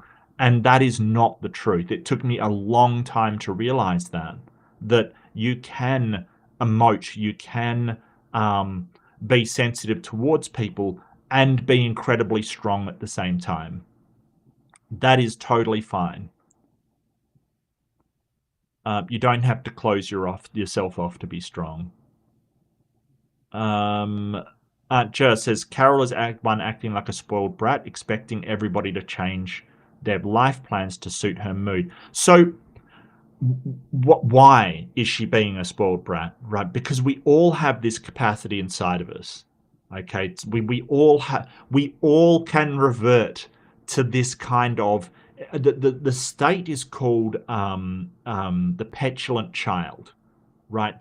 It's called that for a very specific reason. It's the part of you, and you always will have it within you, because the way the brain works, if you look at neurology and you look at psychology, humans are weird. We're not instead of being just one person, we're like, the adage is made that we're like 5 weasels in a trench coat, right? We're not just one singular person, all of the same. We have these facets of ourselves, and they have been sort of identified as different stages in human development. And you have the petulant child, thing that makes you want to stamp your foot when things don't go your way. We always have that nature within us. And understanding what it is and how to cope with it is part of growing up. That, hey, we can't always get our way, and it's okay if we don't. There are other things we can do, and there are things that we can address. So living within that healthy adult, that healthy adult place, that reasonable adult is the ideal, basically. That's where we want to be most of the time. But it will come up that things will make you feel like, man, that sucks and it's not fair, kind of thing. And the petulant child can come out. Certain things will trigger this within us, and we've got to understand how to address that. But yeah, so I think everybody's got that capacity, but a significant amount of trauma can cause that. Like a significant amount of trauma can cause you to revert to that coping mode, right? The coping mode of, this isn't fair, and it's not right, and I'm not going to put up with it. It's all unfair, and I'm not going to allow it. That petulant child, trauma will do that, and I don't blame. We've got to be more sympathetic or empathetic to Carol experiencing a huge trauma. And it's not for people to say, like, this is the thing that got me about why Carol's doing the thing. A brat that wouldn't understand real pain. No, that's not acceptable. Don't compare trauma to people. Like, you don't know what this Amy girl has been through. You have been through a trauma, sure, but let's not compare it to somebody else's and say yours is better or worse or more impactful. No, we don't do that. You don't know what that girl's been through. It sucks, I get it, but you can't dismiss other people's experience because you've had a hard trauma. No, we've got to deal with your trauma, not say yours is more significant than other people's. We don't compare. We address the trauma that's there. That rhymes, didn't mean it to. If you run to the street, it gets flattened. Yeah, and that would be an unhealthy behavior. right? That would be an unhealthy way to cope with your traumatic experience, yes. Because if you run over everybody that does you harm, you know, your car will constantly be bumpy. I'll put it that way. 20K deposit. How much is the full amount? I dread to think, my friend. I dread to think. Big Bad Mama says, I feel for Carol, but also believe she's being extremely selfish. Absolutely. Yeah, she is. Yes. Yes. C Science's name is Mark. Yeah, no, he's got a permanent ban from the channel.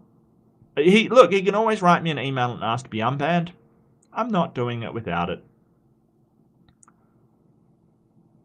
Ember says, learning about DID sheds a lot of light on these mental modes. Right. So DID is dissociative identity disorder. And that is where, if you take this analogy, the weasels are no longer in the trench coat, right? They've just split apart. And you have all of these coping modes have their own identity and their own projected person that they are. So they can switch between them, kind of thing. And yeah, it shed a ton of light on it because we could rapidly really identify these modes that we go into. Really, really fascinating stuff. But DID is incredibly rare. It used to be called split personality disorder, but it's not. Because a split personality would imply that each has their own part of one personality, and instead it isn't like that. Each of these own distinctive things have their own personalities. So dissociative identity disorder was renamed to be more accurate to what it actually is. It is these coping modes developing their own complete identity, and we already have these within us. So yeah, absolutely right, Ember. Absolutely right. And I don't, I have enough trouble coping with my own modes of thought that you get thing or two. Another one is the angry, there's a petulant child, angry part. Another one is the critical parent, and that's the voice that says, you're crap, you'll never make it, you'll never do this. It's very sort of critical and demanding sort of mode. There's other ones as well. There's the happy child, and that's a really great place to be. That's the childish delight when you play, when you experience these things. Like, they're all different modes that we go into that are just a part of being human. It is the human experience. Yeah, well, the olfactory. Look, Jedi, the olfactory is linked with memories in a incredibly significant way. Like an incredibly significant way. Way more than the other senses. Not even sure why.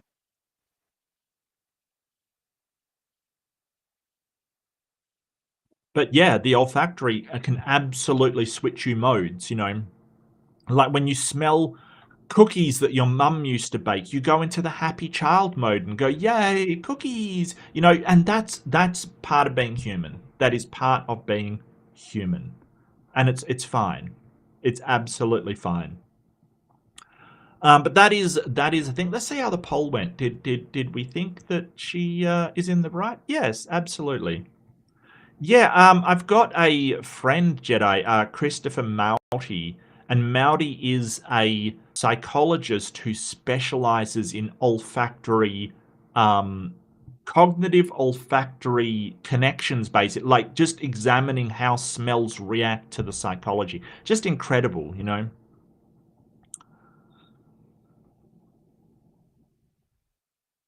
Your name would be ground. I didn't see the first one. What was the first one, Deviant? Oh, I don't know, but C Science. I know Mark Reed and Mark Stonian. There's one name who's because Mark is an English name, and if you're named Mark in Sweden, your name would be Ground. Is my name Ground in Sweden? Look, I'll take it. It could be so much worse, quite frankly. It could be so much worse. But yeah, that was good. I like that. That was. No, I don't want to earn $20 plus an hour. Okay, next up would be Tora Chan 881993. Am I the arsehole for telling my nightmare of a roommate I'm moving out when I know she cannot afford living on her own? No. No, absolutely not.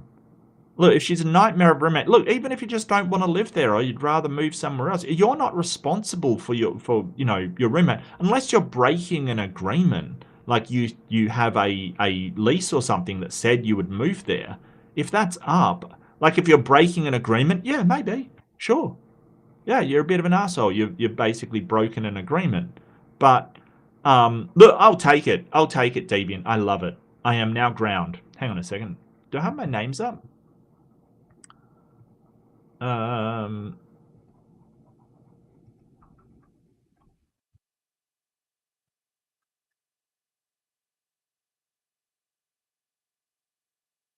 There we go. Just for you. Oh, hang on a second. Why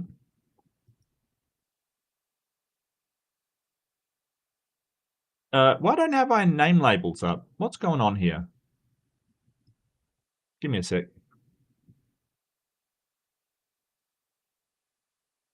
Is it on general? There we go. Okay. Sorry, just had to figure that out. I am now ground read. Yes. Yes. Yes. There we go. Ground read. It sounds like I'm like minced meat or something. I'm ground up read, like I'm minced meat or something. Anyway, if you've made an agreement with somebody, then yeah, you're an arsehole for breaking it because you've given your agreement and you've agreed to something. If you're out of that, then no, you're not responsible for somebody else's well-being. No. Like you're only responsible for what you've agreed to, not other stuff.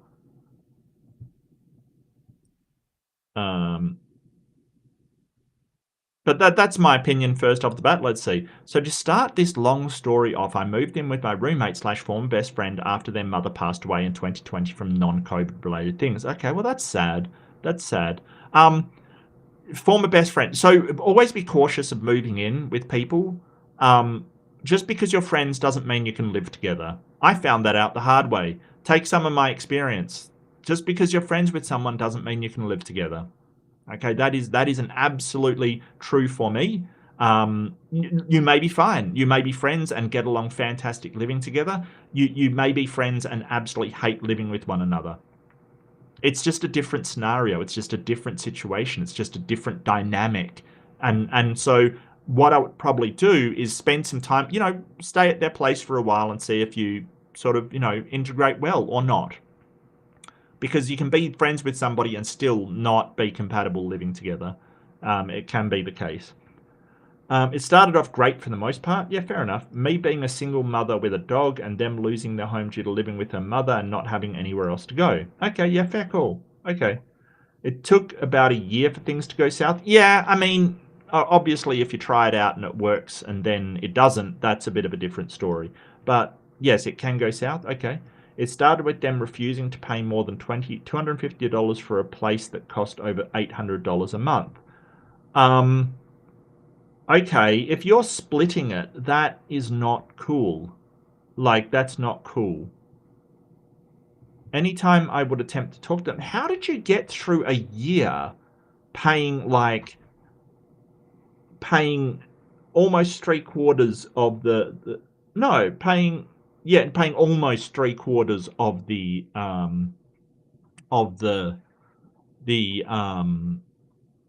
the rent. That's wild. I don't understand that. Anytime, and anyway, that's only like what, 200 a month, 200 a week. It's not bad. Anytime I'd attempt to talk to them, I'd either get a glazed over look and then zoning out, or a door shut in my face regarding the manner. Manner? No, I think you're looking for matter there, regarding the matter. The only time I managed to make a little bit of headway is their only claim is because I have my child there, so they won't pay more. Before, again, the conversation would go into either the glazed over look or a door in my face. Yeah, but the child doesn't really contribute. I get having a child. Yeah, and I mean, you can discuss that, but I think that's a bit much to cover just one child. I don't know. But yeah, I kind of think somebody with a child should pay a bit more. I get that because there is another individual, but I think that's a bit much, like splitting it. Is that 3 ways? It's not really 3 ways, is it?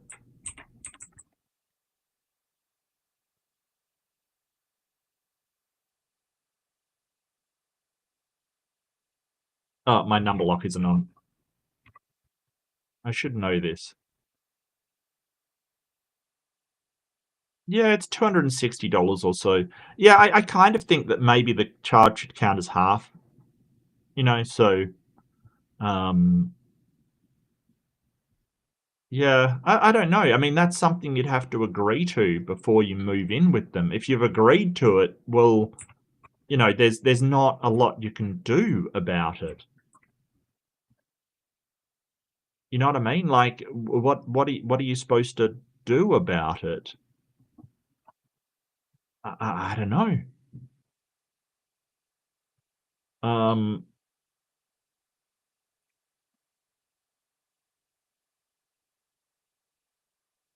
yeah, so that means I would pay like 320 or so, roughly, which seems a bit more reasonable. That would leave 480 as the other section. I think that would be more reasonable. But look, if you already made this agreement with them, and I presume that you have because you've been doing it for a year, that you've agreed to the costs and then you've tried to renegotiate halfway through, which I don't think is a very good thing to do. Then I would have to start cleaning up after them first, with them not taking out the trash and just leaving it by the door. Then with them never cleaning the toilet or bathtub despite my efforts to make a cleaning schedule, followed by dishes being left for days at a time in the sink. Or talking to them about said cleaning issues, I yet again was met with the glazed over look or a door shut in face. During this time, they also had constant issues with working regularly, either calling out constantly. Okay, so they're on call out. So call outs generally when you're on call for something. I've been in that position myself.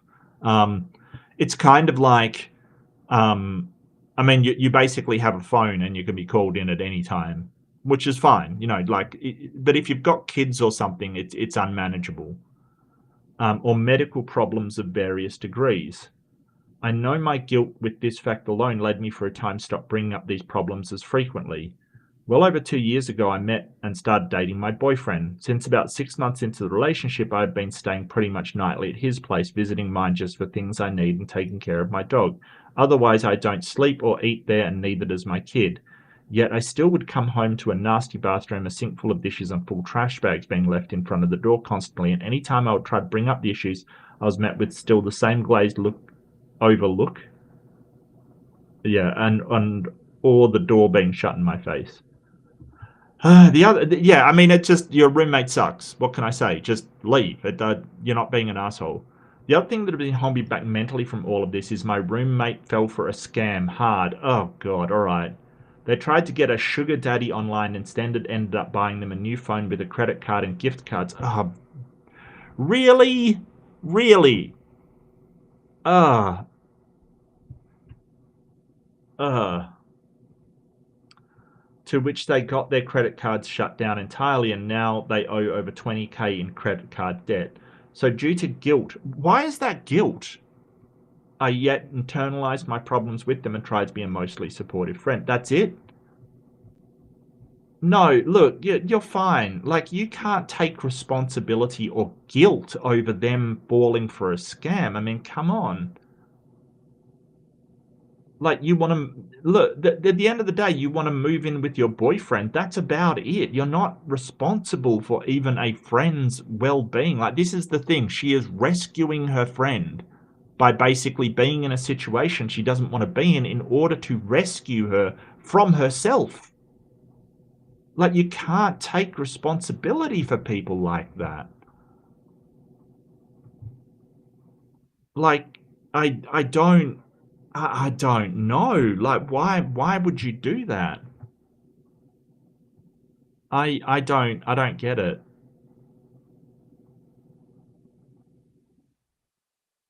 I'm going to start the poll, so feel free to vote.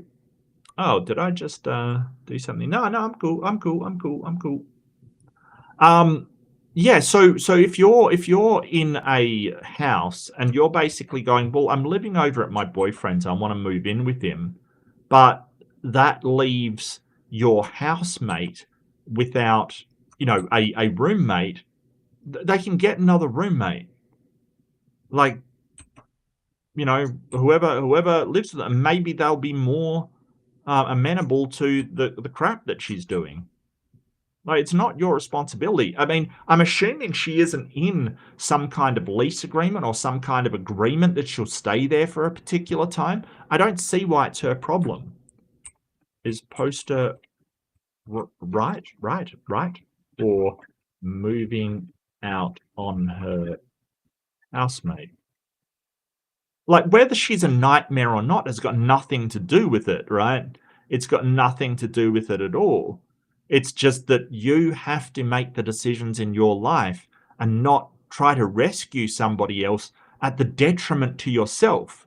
Because think about this. How long is it while you're going over to your boyfriend's, feeling great over there, yeah, and come back to a messy house? How long is it before this person will resent them for not allowing them to move out, even though they probably did? You know what I mean? Like, they probably were fine with them moving out.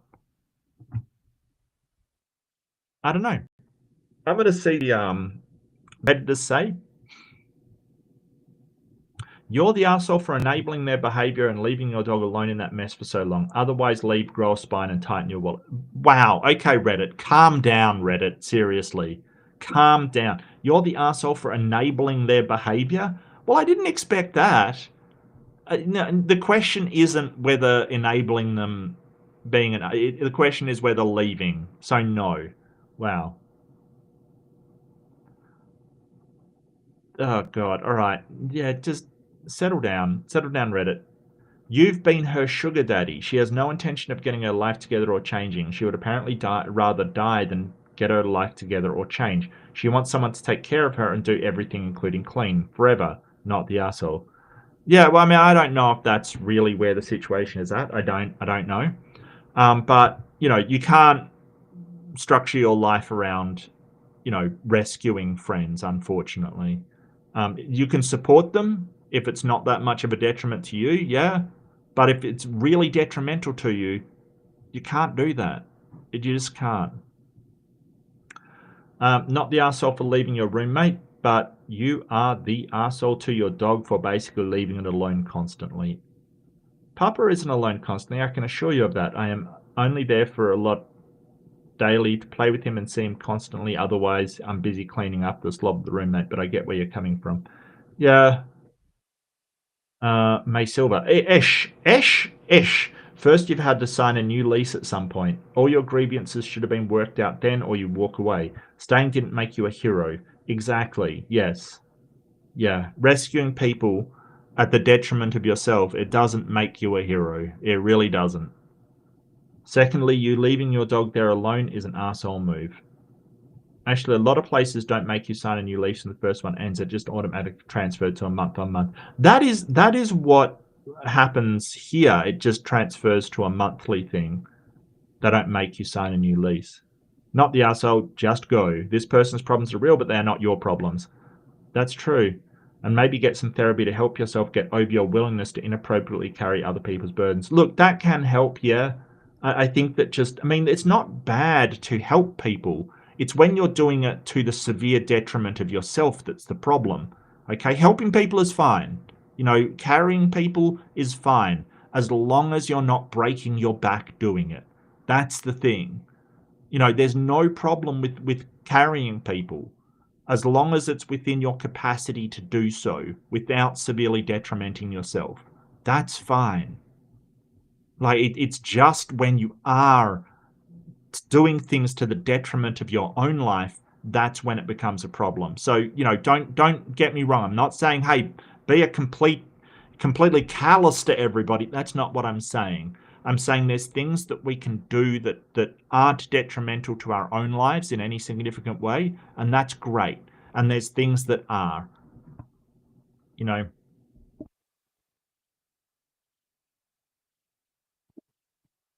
Big shout out to welcome Titan Uranus. And Ember, welcome back, Ems. And if you can help Ember, do so, because Ember deserves help. But if it breaks your own back, don't, because we can't sacrifice our own well-being to improve other people's. It's sort of a net negative, essentially. So yeah, and I'm sure Ember would agree. What have people got to say? Deviant, you're lucky you don't know sea science. Yeah, and I'll agree with that. I would absolutely agree with that. Sea science is sort of, he projects himself as a very reasonable, oh, I'm reasonable, I'm articulate and stuff. As soon as he gets into trouble with his reasoning or his logic or anything, he will just, he defaults to the petulant child. And I banned him for basically, he basically found out that my mother died and decided that that was, fair game to hassle me for my mother being dead. So that is why he is permanently banned on the channel. And he wants to debate me. I don't have time for him because, only a scumbag would do that. Like, seriously. And, it's been that long that it doesn't, it's not a great big deal. It's just that lack of respect and lack of any kind of decency that, will get you banned on my channel. I'm sorry, it will be. If you're going to be a terrible bigot, if you're going to be, hassle people for their dead parent, you're going to get a kid. Like, I will put up with a lot. I won't put up with certain things. That's a boundary. Calling out is calling work and saying you're not coming. Right, okay, got you. In Australia, Aunt Jer, we call that chucking a sickie. I'm not even joking. I'm not even joking. We call that chucking a sickie. I'm not even joking. Isn't that awesome? Aren't you jealous of the Australian dialect? That we don't say, oh, I'm calling out. We say, hey, I'm chucking a sickie today.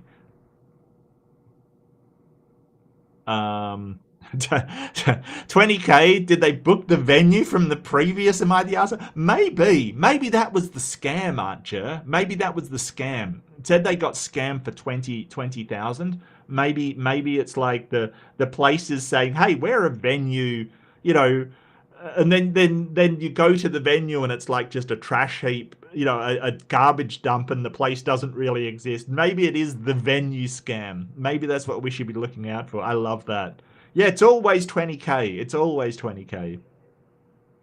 Titan Uranus says, I got to troll Sea Science Film Labs once. Oh, look, I just don't have the time nor the inclination, quite frankly. But he's just an idiot, And Deviant Outcast says, wait, she's leaving the dog at her and the friend's place when she's at her boyfriend and has now lived there for 1.5 years while the dog's left behind. Who takes the doggy for walkies? Well, apparently she goes back to visit the doggy and presumably take it for walkies, I would assume. And the second part to that, Deviant adds, the roomie doesn't seem like the one who would readily do it. Yeah, that's true. You know who does walk? Amber. Oh, 5 kilometers on the nose. And Deviant says, I love this. Deviant says, you ought to walk on your feet, Ember, not your nose. Poor nosy. That's a good point. Hey, look, Ember's building up that nasal strength. Okay, you've got to get it. You've got to get it. You've got to get it. Oh, hey, Dr. Pizza. Sucks being the antipode of you? Okay. The antipode of me. I'm not even sure how to take that. I mean, isn't antipode like direct opposite? So what I'm getting from being an antipode of me, that you're a short black woman with lots of hair. That's what I'm getting right now. Okay.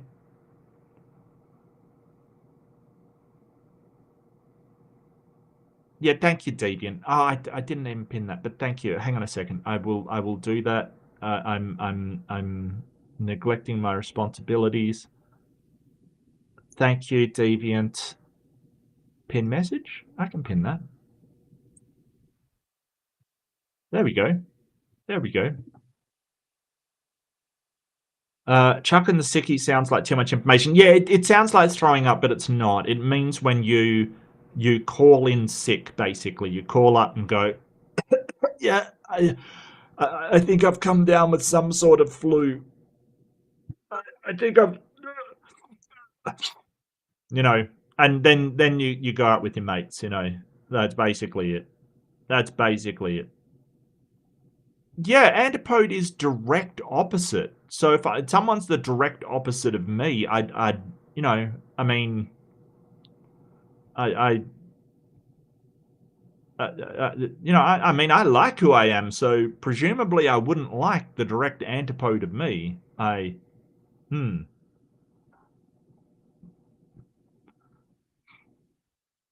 Oh, I got you. The Earth's surface. Oh, they mean geographical antipode. Right, got you. Got you. Got you. Okay, I get you. Yeah, no, fair call. Fair call. That makes a lot more sense. That makes a lot more sense, Dr. Peter. I got you. So presumably they're probably in England, I would assume, because England's like direct opposite. Because when the English sent the Australians away, they're like, how far away can we get these people? We need to send them as far away as humanly possible, because Australians. That's basically where it's at. Like, you know, I think that if they could send us to another planet, they would have. If they had that capacity to send us any further, they would have.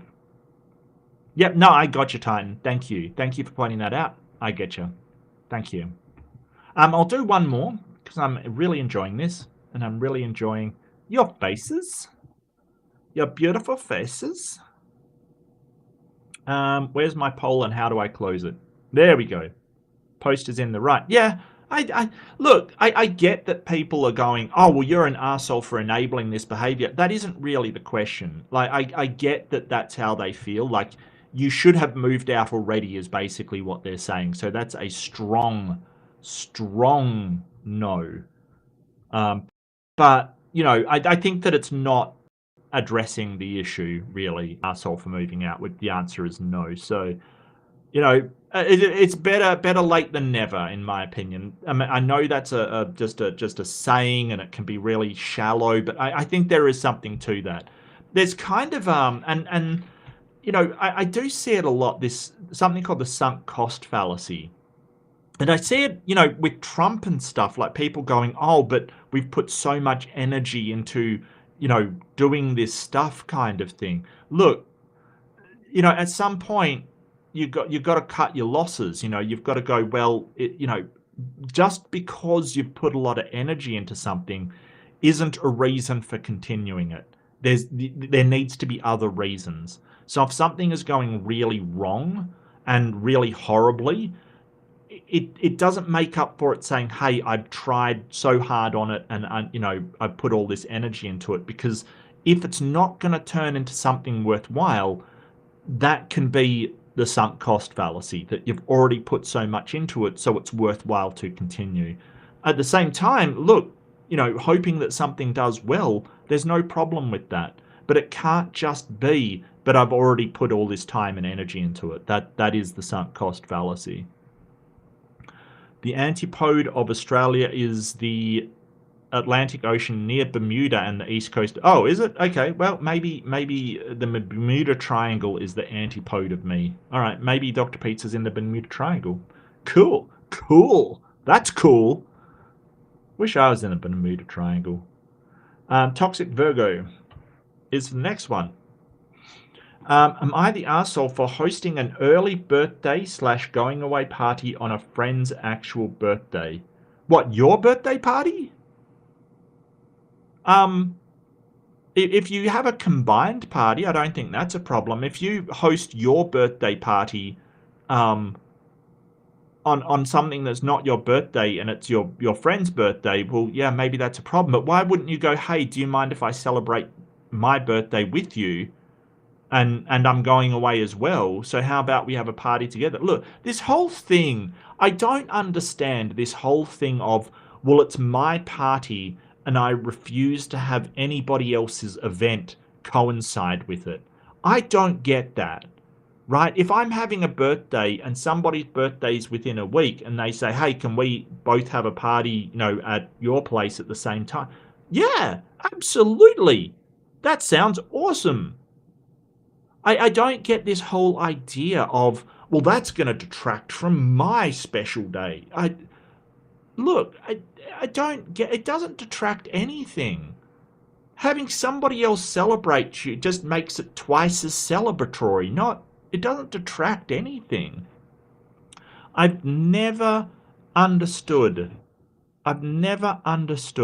why that is the case. I've never understood it. Like that, oh, this is my special day and you can't have something alongside of it. I've had like, I know that I used to have a friend, we've sort of drifted away. I used to do surf lifesaving with the guy ages ago, but our birthdays were like one day apart, and we always had like combined birthday, but it wasn't an issue. It was great. Great. Hello Grunge thing, welcome. Yeah, we're doing, nobody is listening. Excuse me, I am listening. Excuse me. Excuse me. Nobody is listening. Well, if no one's listening, then I'm talking to myself. And if I'm talking to myself, then I can say whatever I want, which is awesome. But yeah, I've never understood this. I don't think so. If you're combining the parties, great. If you're just having it on the friend's birthday, that might be a bit of a problem. Like, and having your own party and you're telling your friends to come to yours instead of theirs. Yeah, that might be a bit of a problem. That might be. But if that's the case, I don't understand why you don't combine your parties. But that's my first reaction. Let's get into it and find out. Oh, it was deleted. God damn it. It was deleted by the original person. I was really gearing up for that one too. Okay. Forerun. Am I the arsehole for lying about my grandma's cancer? What? Okay, so there's two things, two answers to that. If you're lying about them having cancer, then yes. Like if you're telling people, oh, my grandma's got cancer, you're doing it for sympathy or some kind of weird Munchausen by proxy, maybe, I think that you are. If you're saying, hey, I lied about them having cancer because they asked me not to tell anybody, then no. If you're respecting their privacy, then no. If you're making it up for some reason, then yes. So it depends how you're lying in this case, I would say. What the hell? Okay, things are going downhill. We can't get an Am I the Arsehole? I already did that one. Okay, let's hopefully look. I'll try one more, but this is getting a bit ridiculous. Additional bag. You wouldn't block additional bag 6 minutes ago. All right, why not? One from 6 minutes ago. Maybe they haven't blocked it yet. Jeez, or removed it. Am I the arsehole refusing to speak to my father? He cheated. Am I the arsehole for refusing to speak to my father? He cheated. There should be a comma there. Or maybe a semicolon. Am I the arsehole for refusing to speak to my father? He cheated. No, not necessarily no. Look, if your father hurts your mother really badly, and cheating, surprise, surprise, has the capacity to do that because you're in a family. And, if you do things that hurt other people in a family, that's the case. So not necessarily, no. Is it blocked? Locked post, removed. What is going on? No posts about reducing, cutting contact with others. Are there new rules that I'm unaware of? This is crazy. Am I the asshole for telling my best friend I understood why his fiance is so disappointed that he proposed to her at the gym? You proposed to her at the gym. Look, it's not the worst I've heard, but that's pretty bad. That's pretty bad. Telling my best friend I understood why his fiance is disappointed. Yeah, no, I understand that too. I don't think so. You're not an asshole for that, no. No.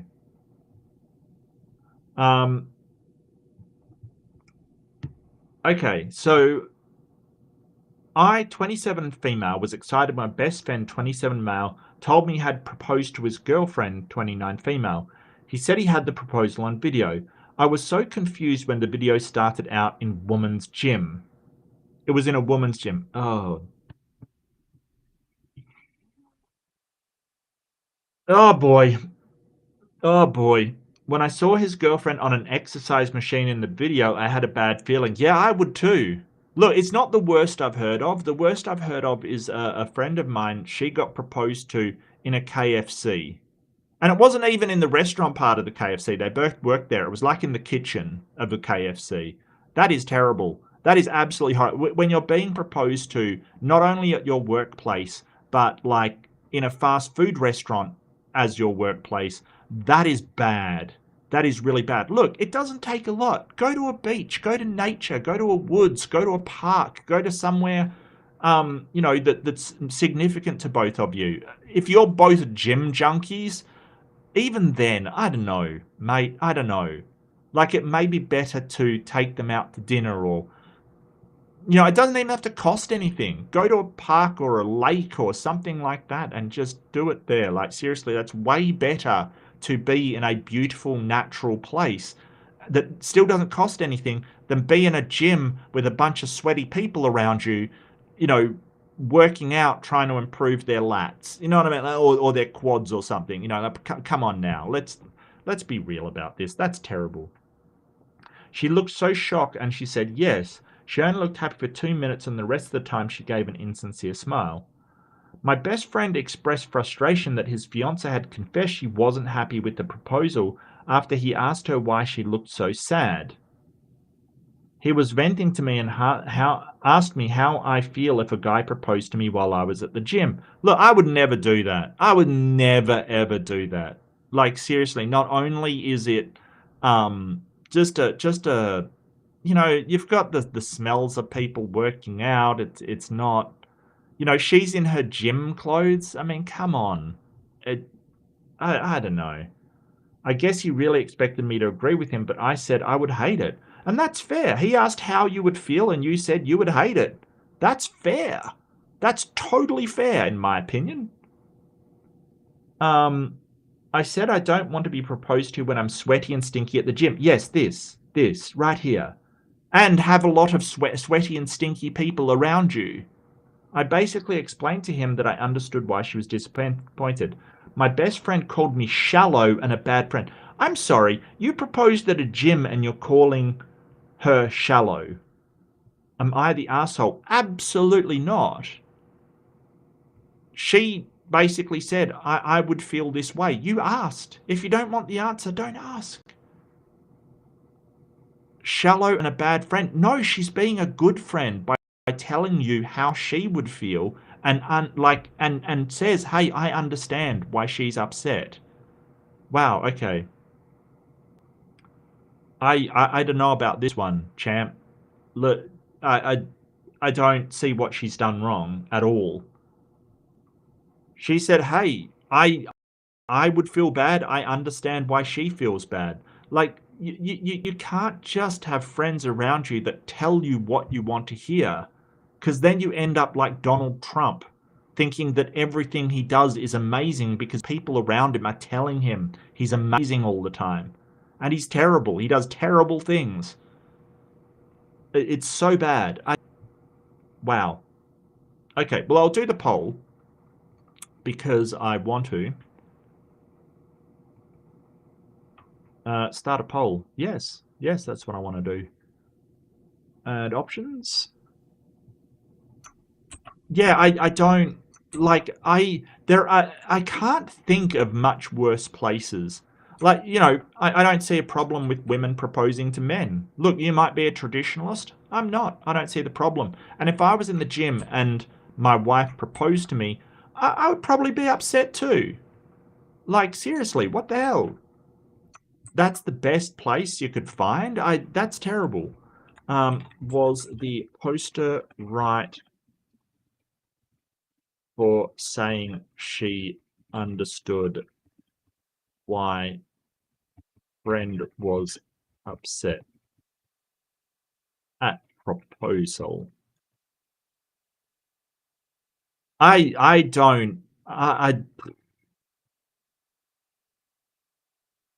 don't get the guy. If his girlfriend says, "Hey, I'm not happy with the proposal," and he's like, "Oh, I don't." Problem is, confides in his best friend who is also a woman. His girl, 27, and she goes, "Yeah, I would be really upset too, and I understand why she's upset." Dude, start looking at your own actions. Like, seriously, start, like, your friends. She's being a friend to you by saying, "Hey, yeah, it kind of sucks," and it does kind of suck. Wise Matter says, "Don't ask questions you aren't ready to hear the answers to." Yeah, that is true. I mean, I agree with you. A gym is an odd place to propose unless there's a specific reason for it, like that's where you met and you love that story, or that's how you bond or whatever. Yeah, I get you. That there might be some exceptions to that. There always are. But, generally, unless there's some kind of special significance, yeah. He's just upset that he disappointed his fiancée and he needs to come to terms with that. Yeah, absolutely. Look, you will disappoint people that you love in your life. Hot take. You're going to. You cannot not disappoint the people that you love in your life. Like, you will end up disappointing them. You've got to be able to deal with that reality. Like, and sometimes it will be warranted, sometimes you disagree. And it's okay. You can say, "Hey, I get that you think I did, you're disappointed with the result. I think it's okay, but we can disagree and still love and have a relationship." That's fine. Like, and you can also say, "Hey, I disappointed you. I understand where I did it, and I'll endeavor to do this in the future." You can come to terms with this, but it requires communication. But yeah, it does sound like he's not upset he disappointed her. He's upset she wasn't grateful for a thoughtless proposal. Okay. Yeah, thanks, Reddit. I'm not 100% sure about that. Not the arsehole. That's a super weird setting unless they're both major gym rats. Yeah, that's what I was saying, gym junkies. And I'm always wary about super public proposals because it feels like the person doing the proposing is applying pressure. That is true. I know my wife doesn't like public stuff. She doesn't like being the center of attention of the public. She hates public speaking, hates being the center of attention. She'd rather just observe from the background. And that's what she's like. She's incredibly sort of not withdrawn, but just shyish, and not just shy, just doesn't like all of the attention being on her. Would rather just be part of the scenery, and that's fine. That's totally fine. And so, I would never put her in a position where I proposed in like a crowded place. My boyfriend called you. He asked you. You were honest. You didn't like your answer. That's 100% on him. Absolutely. And you can disagree with the answer and still be friends. You can say, "Hey, I disagree, but you're entitled to your opinion." And she is entitled to her opinion. My boyfriend called me shallow. Best friend called me shallow. This response actually makes it worse. This feels like the kind of thing that was basically testing the fiance. Like, is she going to be a cool girl, or will she be disappointed, upset by a thoughtless proposal? If he thinks you're shallow for not liking it, what does he think about her? Your friend doesn't sound like a great dude. I wouldn't want to be proposed to at the gym. Yeah, me neither. Seems like he's the shallow one, half-assed the planning. Hate it when men feel their convenience is some kind of morality thermometer for women. Well, I don't know that that's what he said. Look, it could be a possibility. I don't know. But if he is doing that, that is a terrible thing to do. Like doing completely thoughtless things, going, "I'm going to test to see if the woman will put up with me." That is a terrible thing to do. Like, seriously, what the hell? He's asking for your opinion because his girlfriend didn't like how he proposed, and when you agree with her, he calls you shallow. Apparently, he was not asking for your opinion. He wanted confirmation that his sloppy proposal was okay, not the arsehole, and he is the one that's shallow. Yeah, I kind of agree. Not the arsehole. Hold on a second. Do you say a women's gym? As in, he entered a women's gym and proposed her? My boyfriend and I love to go to the gym together, but it would be so uncomfortable if he proposed at our gym. Yeah, in a woman's only gym, they kind of don't like men being in there. The whole point is to have a place for women to be and not get, ogled by men or picked up by men or attempted or just, it should be just a place for women. That's wild. Yep, women's only gym, which would make his proposal even more weird. My best friend and his now fiance had met at a gym, but not that gym. The fiance has a passion for working out, so my best friend thought the gym would be a special place for her. Okay. It says a lot that they met at the gym and she now works out somewhere he's not supposed to be. Yeah, I mean, it could be other reasons, though. It could be other reasons. Could be, just ass hats at the other gym. It happens. I get you. Ugh. Okay, let's see what the peeps have to say. Not a lot, apparently. Not a lot. I apologize. I didn't know so many were banned and blocked and closed up and removed for random reasons. I don't know. That's weird. Ember says, much cheaper to stroll down the streets, even if it's raining and you have to hold an umbrella. Yeah, absolutely. Absolutely. Sometimes, look, rain in the streets can be a beautiful thing. Like, it can be really pretty. So, yeah, absolutely. I get you. But, I mean, me, I just, we were in a sort of nature area, lots of birds around, lots of trees, lots of, I had a cheese board, I had stuff, just sort of a picnic kind of thing. And proposed there, and it was gorgeous. And I didn't really know where I was going to propose, right? Like, I didn't actually know, like, we were just on a vacation to some really beautiful areas down south. I thought, well, when I find a nice spot that I'm feeling great at and she looks happy, then I'll do it. And, make sure it isn't like in a crowded place kind of thing. And that's all. It's not, it's fine. I mean, we may both love horses, but I don't want you to propose to me while I'm mucking the stall. Fair call. Fair call, Jer. Yeah, absolutely. I don't know. It's sort of, I think that you should do it while you're both relaxing and happy. Like when you're both comfortable and in a place where you're both happy and both happy and comfortable and content in where you are. Like, when you're in a good place and a good mood, that's the place. Like, whatever that is. And I don't think the gym counts as that, or a frigging horse stall. Yes, correct, aren't you? I completely agree. Candlelit room would be nice for a proposal. Absolutely, absolutely, easy. Even if it is at home, just doing a little bit to make it a nice place where you're comfortable and happy and enjoying yourselves, and that's it. That's all that you need. And for some people, that's a really expensive dinner. For other people, that's a park. For other people, it depends what it is. But you can talk to your future wife about where she is comfortable, where she's happy, where she, you can even set the scene like ages in advance, a few months in advance.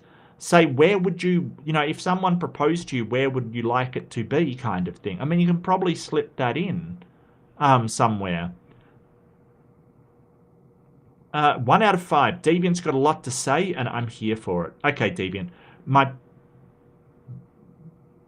best friend forever, but best friendly friend. What is BFF again?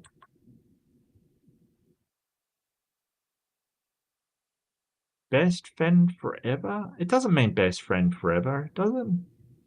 Is it best friend forever? I'm sorry, I'm not good with these acronyms. Got proposed to by his now wife while driving in Australia. Driving in Australia. Okay, that's weird. He's always been basically more fish than human, but when they met, she wouldn't even go into the water for a regular soak. Look, a lot of Australians, like Australians, have to swim. We get taught to swim, and it's mandatory for swimming lessons. Bet you didn't know that. You must learn to swim in Australia because so much of the life and culture is on the coast. So it is swimming lessons are mandatory in Australia. It's the way it is. Both of them are licensed. Oh, diving, not driving. Okay, got you. Well, diving in Australia. Oh, that's a completely different story. Driving would suck. You know, it's like, diving. Oh, that's awesome. Both of them are licensed divers. He proposed, like, both of them are licensed drivers. Well, you know, that's not as good as licensed divers. He had proposed to her 3 times earlier and she said no each time. He went, okay, when or if you're ready, it's up to you. He never thought she'd ask him. Yeah, that's fine. I totally get that, Deviant. Yeah. So he was completely caught off guard when she pulled out a ring underwater and proposed. Honestly, I was kind of miffed because how dare they get engaged when they're in freaking Australia? Look, it's a beautiful place. It's a beautiful place. And I can't even call or text them. I had to wait till they got home. Nah, I'm super happy. Still have their wedding photo on the wall. Apparently the only ones who wanted and framed their wedding photo was his mum and me. And you won't be surprised to hear he's going to be my best man at mine and Soot's wedding. Oh, so happy. Yes, amazing, Deviant. That's awesome. So happy for you. Yeah, that's amazing. While diving, that's incredible. Yeah, it's best friend forever. Okay. Yeah, no, I got you. I'm sorry. How obvious. Oh my God. Yeah, well, it seems obvious at the time. Sometimes people make us doubt ourselves. And I've spoken about this before, Grunge thing. Some people gaslight others. And they say, hey, no, it's not me being the asshole, it's you. And it's hard for some people. They end up believing it. You know, like they say, hey, I'm not being the asshole for, you know, hitting my wife. It's them being the asshole because they made me do it. That's the kind of stuff that, you know, I feel grateful that they go and ask. To the outside people, it seems obvious, but it's hard to see the label on the jar from the inside. It really is. I get you.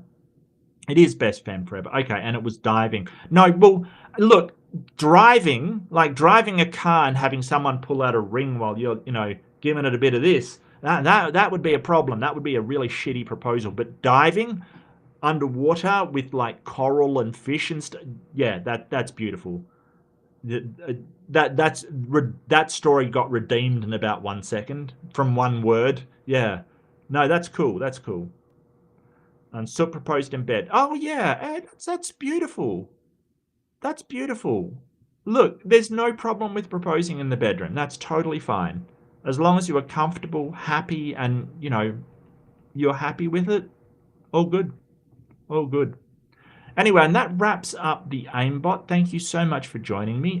Tomorrow, and I will put it in the chat. Actually, I'll jump in the tab. I will be over at Dr. Dan Stern Cardinals to review my debate against Brian Lara, because it really was the emblematic of one of the worst young Earth creationist sort of diatribes that we've heard for quite some time. So I will be over there. That is 9 p.m. tomorrow, Eastern time. And I really did enjoy that. I really did. So I love talking with Dr. Dan. He is fantastic and awesome, and I've learned so much from him and from his videos. Oh, poster is in the right. Yeah, well, we knew that already, right? It was perfect. Oh, that is so sweet. That is so sweet. Yeah, but I mean, the worst I've ever heard was like the kitchen of a KFC, and that is terrible. That is awful. I can understand why she was not impressed with it. Totally understand. So yeah. Yep. So I'm going on Dr. Dan Stern Cardinals over at Creation Myths. Come along. Be really happy to see all of my readers there. Be really chuffed to see you. I am ground read because apparently in Swedish, Mark is ground. So I am ground read. Totally based ground read. That's what I am. Absolutely.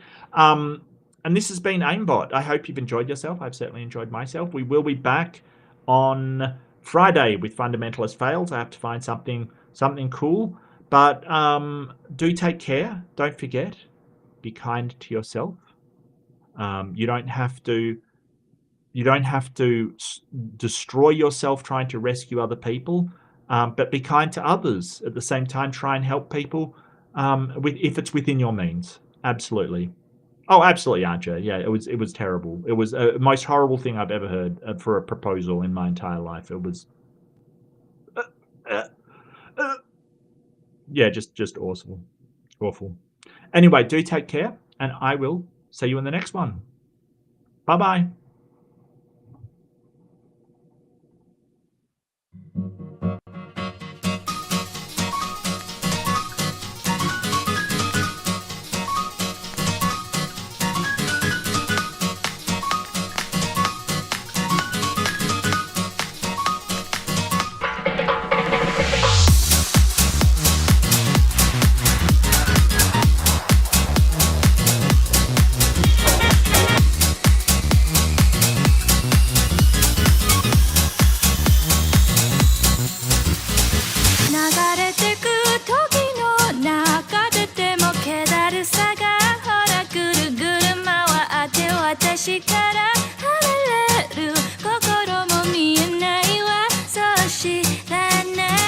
She